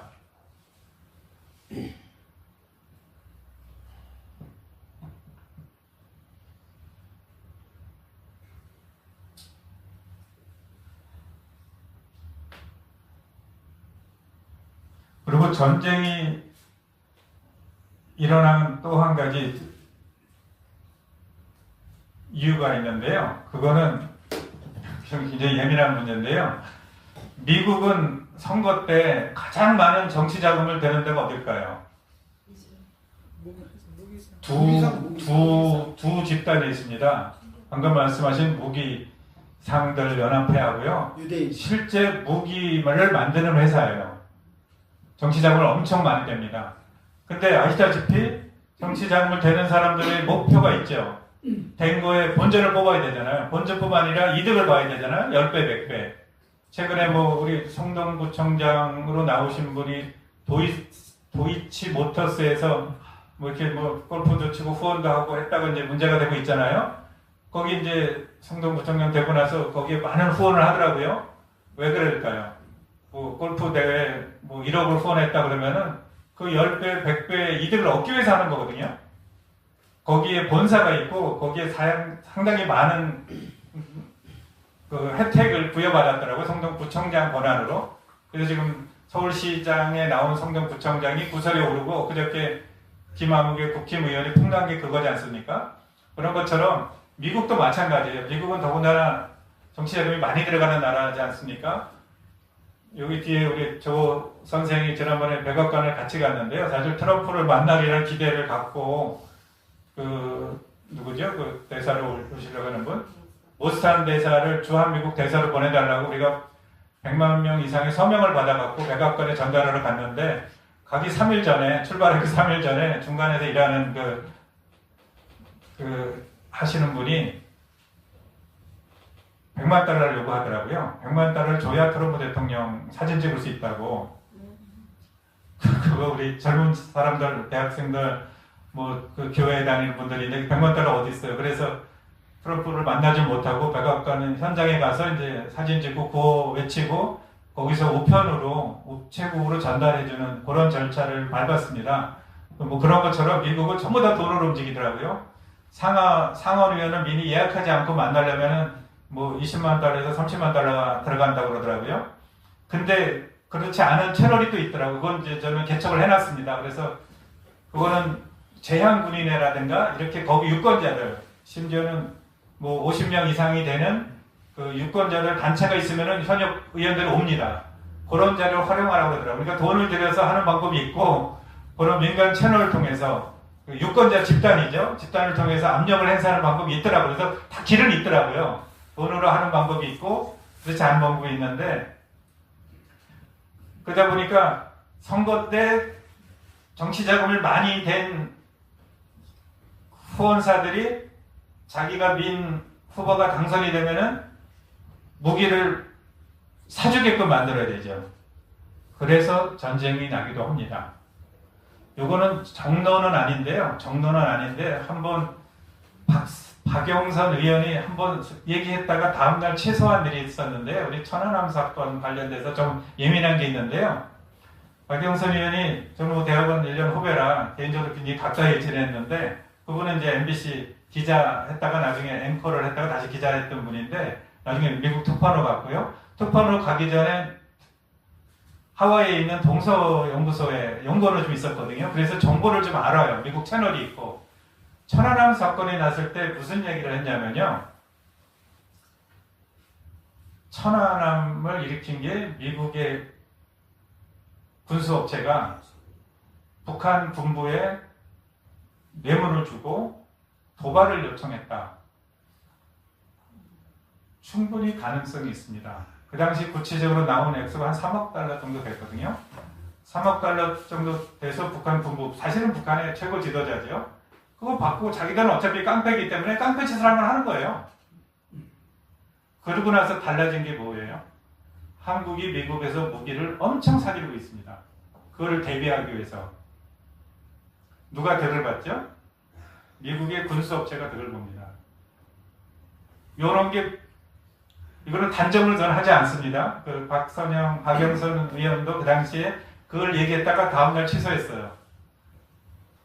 너무 예민한 문제이기 때문에 아마 발설하면 안 되는 내용일 수 있지만 가능성은 있다고 봅니다. 가능성은 충분히 가능성이 있다고 봅니다.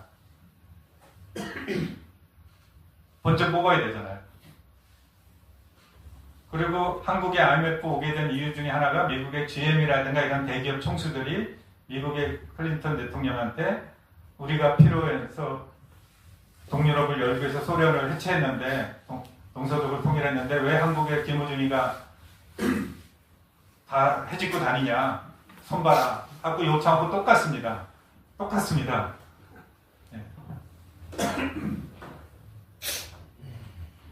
저는 이런 걸로 쉬쉬할 게 아니라 진짜 정책 결정자들이라든가 우리 신 교수님이 지금 추진하고 있는 한국 우선주의 연구소 저럴대 연구원들 우리는 원래는 세종연구소 같은 데가 이런 걸 해야 되는데 지금 아시다시피 세종연구소 지금 대장이 종북주의자 이야무개가 앉아있지 않습니까? 북한을 자극하는 연구를 못하게 할 겁니다. 마치 역사재단이라는 재단이 있잖아요. 옛날에 문제가 있어서 만들어서 동북아 역사재단을 만들었는데 원래는 명기대인가 그쪽에 있는 제야사학자가 제안해서 만든 거예요. 이 한반도가 앞으로 이 중국의 동북공정을 예방하기 위해서 만든 건데 동북아 역사재단이 지금 친중 친일을 하고 있어요. 왜? 거기 사무총장이 외교부에 근무하던 사람이 당위적으로 와요. 거기 이사장은 교육부 관계자가 오고요. 예산을 총 담당하는 사무총장이 외교부에 있던 사람이 와가지고 그 사람들이 이제 영사 정도 했던 사람인데 앞으로 중국이나 일본이나 이런 나라 대사로 가는 게 꿈으로 갖고 있거든요. 그러면 중국에 잘 보여야 되고 일본에 잘 보여야 되기 때문에 거기 연구원들한테 중국이나 일본을 자극하는 연구를 하지 말라 그래요. 이거 제가 전 세계일보 있을 때 취재해서 칼럼으로 쓴 겁니다. 거기 연구원들 다 인터뷰해가지고요. 자극하는 연구를 하지 말라고. 그럼 그 단체를 왜 만들었어요? 그 국가 예산을 들여가지고. 그런 짓을 하고 있습니다. 대한민국에 지금 국가 예산을 쓰고 있는 집단들이 그런 짓을 하고 있습니다. 제가 그때 칼럼을 썼을 때 거기 사무총장이 제가 소속되어 있던 회사 사장을 통해서 기사를 내리게 했는데 제가 거부해서 그냥 나갔습니다. 압박이 들어와요. 저 인사조치 당했습니다. 그래서 이게 대한민국의 현실입니다.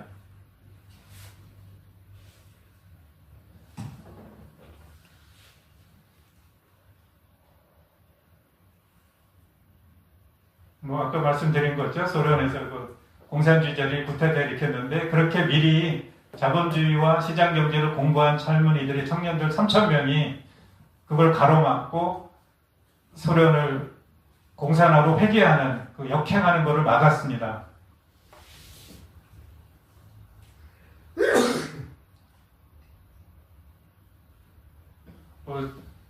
91년도에 있었던 걸프전이랑 지금 이라크전하고 상당히 비슷하죠? 그 성과급은 상당히 똑같을 겁니다, 일상이요.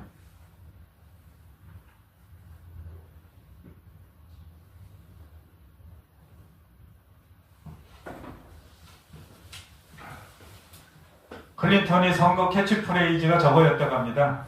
문제는 경제야.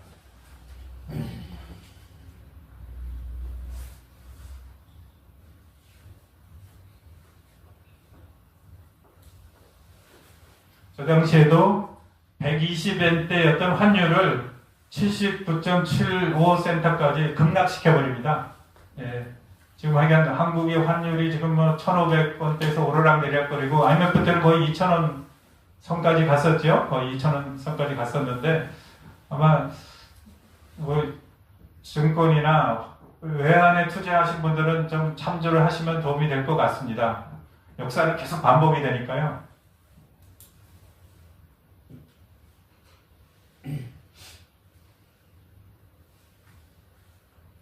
아까 얘기 나왔죠? 노라고 얘기하고 나서 그 다음날 총리에서 잘렸습니다, 일본. 저기, 호소카와 모리 히로 총리입니다.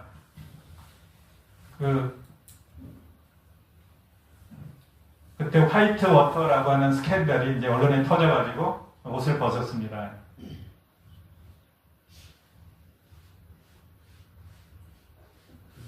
아주 구체적인 숫자가 나오죠, 여기 니케이 지수가 39,000에서 13,000으로 그냥 급전직하로 무너져 버립니다. 한순간에.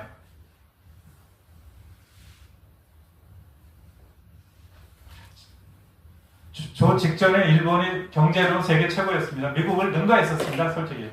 저 때요.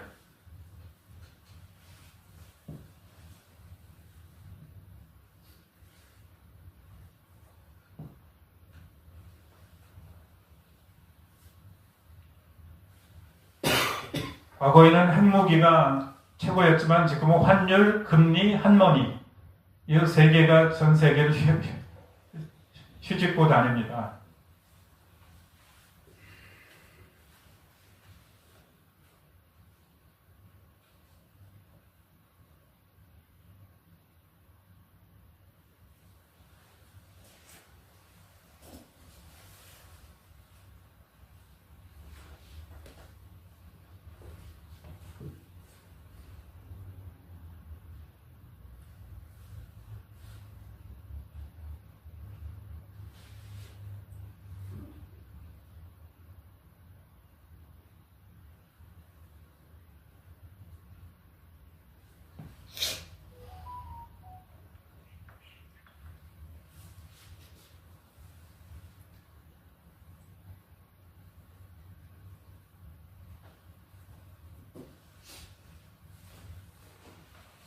저 모든 경제 전쟁의 배후에는 이건 미국의 달러화라고 하는 기축 통화가 항상 도사리고 있습니다.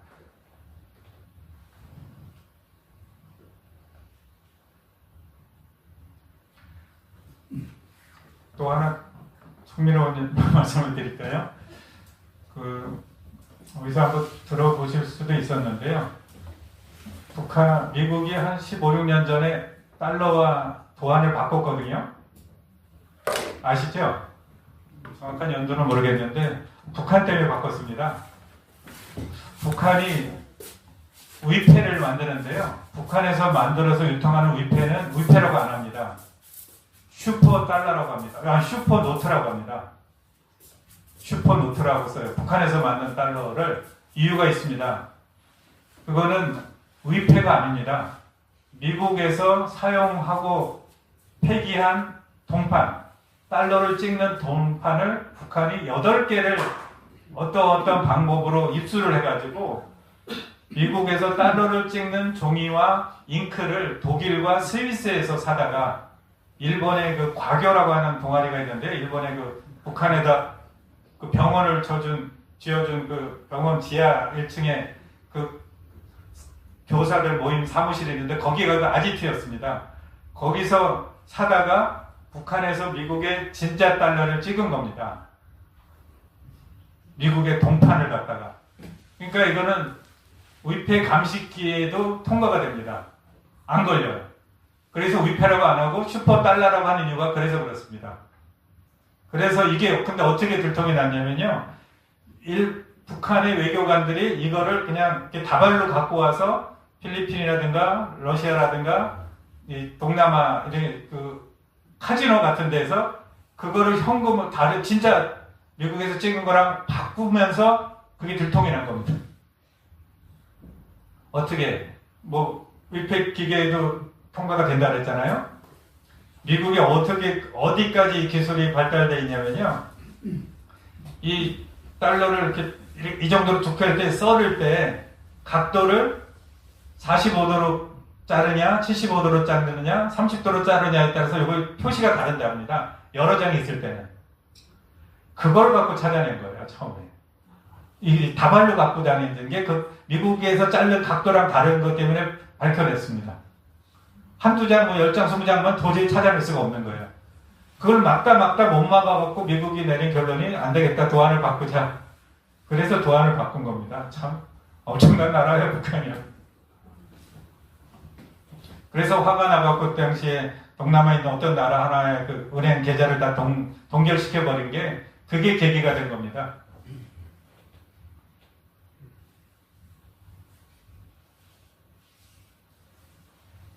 이거는 2000년에 나온 책이라 26년 전에 나온 책이기 때문에 그 당시는 중국의 도전이라고 했는데요. 사실은 상당 부분은 지금 중국이 미국보다 앞서거니 뒤서거니 하고 있는데요. 근데 제가 아는 정보에 의하면 중국은 거의 지금 끝난 것 같습니다. 아마 빠르면은 이달 23일인가요? 중국에 아마 장유사하고 시진핑의 운명이 좀 바뀔 것 같은데요. 아직 장유사가 완전 소멸됐다는 정보는 없거든요. 이번에 장유사가 소멸이 될지 시진핑이 소멸이 될지 좀 더 지켜봐야 될 것 같고요. 그리고 참조로 제가 그 99 사건 이후에 제가 여기저기서 얘기를 하고 다닌 것 중에 하나가 우리 국민들은 좀 다급하니까 그걸 갖고 왜 시진핑을 끌어내리고 이재명을 끌어내지 않느냐라고 그렇게 말씀을 많이 하셨는데 제가 미국이라면은 사실은 한국보다 중요한 게 미국의 목표는 중국을 쪼개는 거지 않습니까? 그런데 단지 저걸 가지고 시진핑의 약점을 가지고 시진핑만 끌어내리면 또 다른 사람 세우면 되잖아요. 사실은 장유사가 더 노련한 사람일 수 있어요. 베트남 전쟁이라든가 군대에서 이렇게 뼈가 굵어진 사람이기 때문에 그래서 저는 그때 해석을 미국이 현명하면은 그 카드를 가지고 시진핑의 약점을 잡고 시진핑을 통해서 중국을 진짜 움직이는 상하이방, 군부를 움직이는 상하이방, 그 군부를 제거할 거다라고 저는 봤거든요. 그래서 지금 군부 중에 8명 중에 지금 6명인가 7명이 없어졌죠. 지금 누구야? 장성민인가 1명 남았잖아요. 예측이 맞는지 틀리는지 모르겠는데 상당히 그렇게 가요. 그래서 시진핑은 매가리가 하나도 없고 마치 그냥 트럼프의 약간 이게 뭐라 그러죠? 이게 꼭두각시 같은 느낌을 좀 받고 있고요. 그래서 진실은 모릅니다. 근데 뭐 미국은 수를 아까 말씀드리지만 당구 치듯이 하기 때문에 시진핑을 통해서 중국을 움직이지 않나라는 생각을 전 하고 있습니다. 그리고 어제 오늘 나온 소식 중에 중국에 있는 그 엄청난 정보 센터를 해킹했다 그랬잖아요. 제가 알기로는 좀 다른데 중국에서 그걸 관리하고 있던 그 왕팡민의 실무자인 중국의 공안부장의 일하던 실무자들이 그 상당수 자료를 가지고 최근에 미국으로 집단 망명을 한 정보를 좀 갖고 있거든요. 그거를 그렇게 해석을 하지 않았을까 저는 해석을 합니다. 그래서 미국이 니들이 다 갖고 있다는 걸 공개적으로 이렇게 알리는 그런 전법이 아닌가 저는 생각을 합니다. 미국이 어쨌든 자료를 다 확보했다고 합니다. 부정선거 자료를.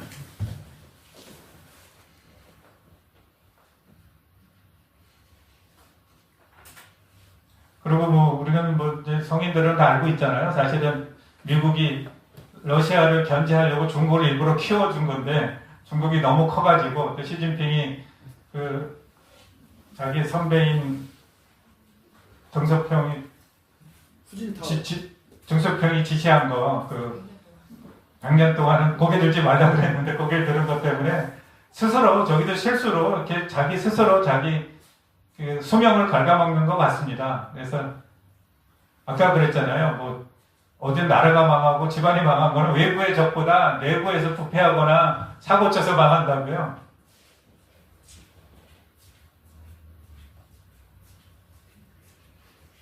여기 있죠. 동서우평. 동서우평에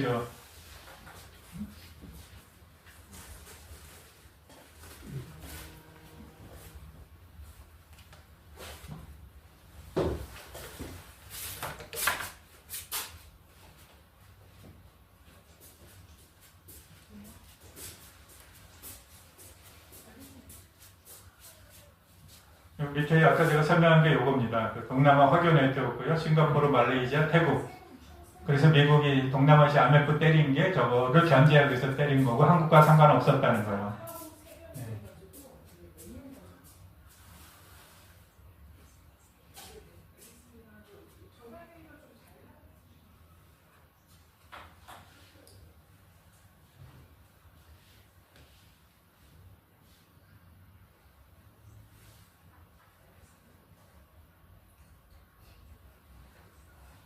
맨 밑에 있죠. 미국의 전략이 한 번에 하나씩 경쟁자 제거.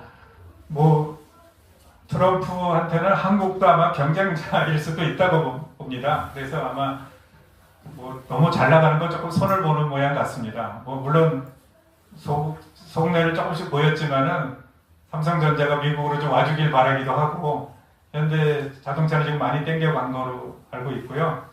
그래서 이미 부러워하는 측면도 없지 않아 있고요. 특히 그때 그 한국에 와가지고 헬기로 평택에서 그 삼성전자 하늘로 올라갈 때 저게 뭐냐고 엄청 놀랬다고 하지 않습니까? 부러워가지고 아마 단일 공장으로서 세계에서 제일 큰 공장일 겁니다. 삼성전자가 굉장히 부러웠던 것 같습니다.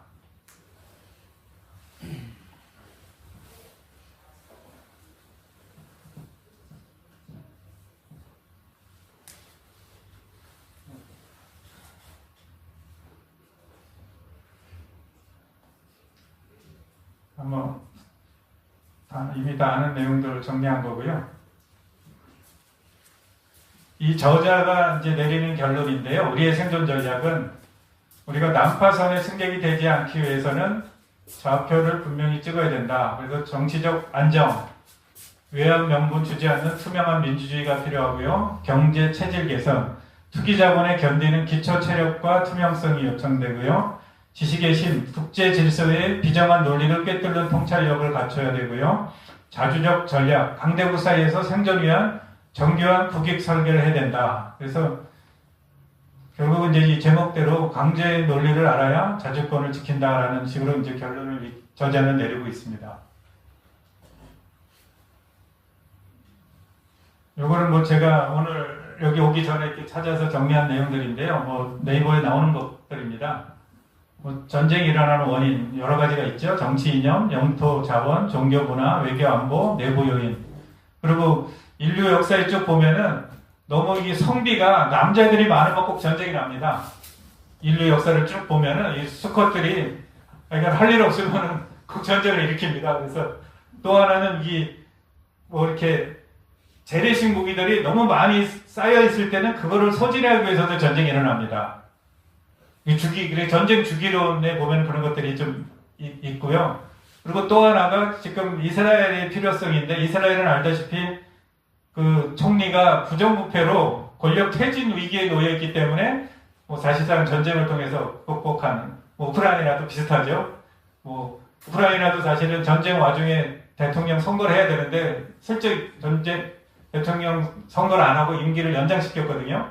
거기도 아마 전쟁이 끝나면은 아마 우리나라처럼 기소될 것 같습니다. 자기네들 비리를 덮기 위해서 뭐 그런 경우도 있고, 일본 같은 경우는 또 내전을 막기 위해서 또 명나라를 침범하려고 임진왜란도 일으키고 이런 정치적인 내부 그런 이유들이 충분히 있다고 봅니다.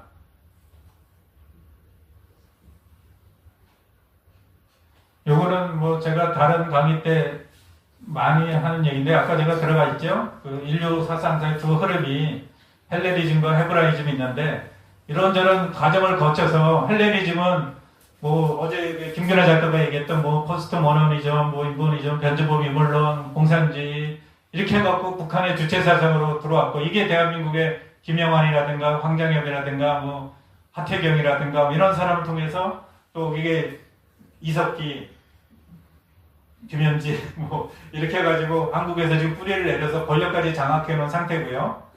또 헤브라이즘, 유신론은 반대로 종교개혁, 자본주의, 시장경제, 자유민주주의, 영국, 미국, 일본, 대한민국, 이승만, 박정희 통해서 우리 여기까지 와 있고요. 이것이 첨예하게 부딪히는 것이 지금 휴전선이고 그게 또 대한민국 안에서 우리 체제 안에서 지금 부딪히고 있고요. 그래서 요거를 어떻게 해결하느냐에 따라서 인류의 비전이 흥망으로 가고 진짜 하나님이 재림하는 그 기반을 만들어 줄 건지 아니면 여기서 문을 닫고 인간의 삶을 진짜 섭리를 마무리할 건지 그것이 아마 우리한테 주어진 숙제라고 저는 생각하고 있습니다.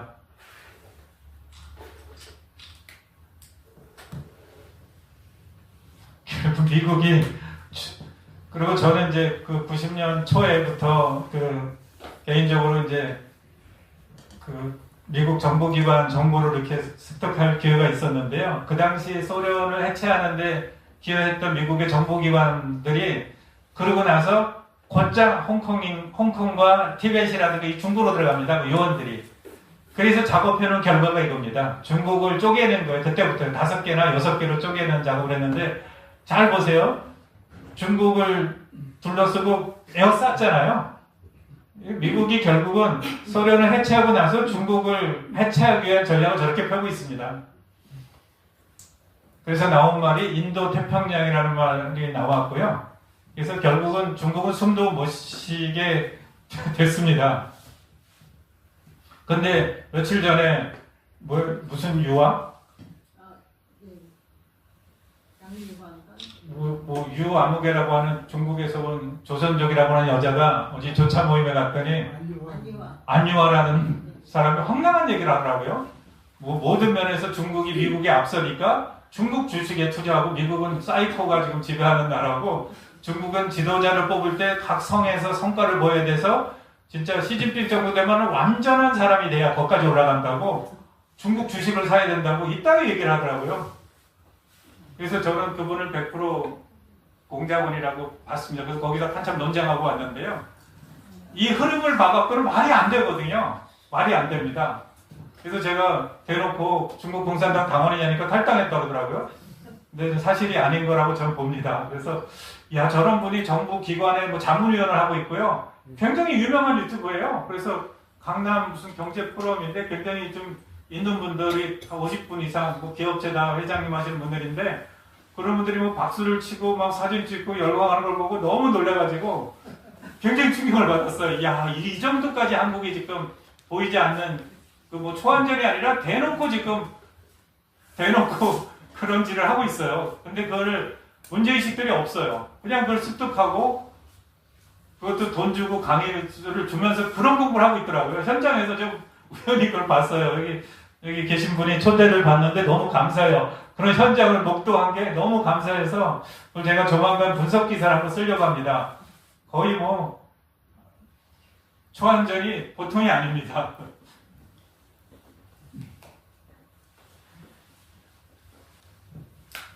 제가 요것 때문에 지금 9건 피소가 돼 있습니다. 요것 때문에. 그래서 그럼 밖에 쓰신 거예요. 저는 정확해요. 난저 개판사 아니지만. 그냥 저뭐 강의는 요거를 마칠 텐데요. 혹시 뭐 궁금한 거 질문 있으시면 말씀해 주세요. 뭐 답변을 제대로 할지는 모르겠는데요. 예, 말씀해 주세요.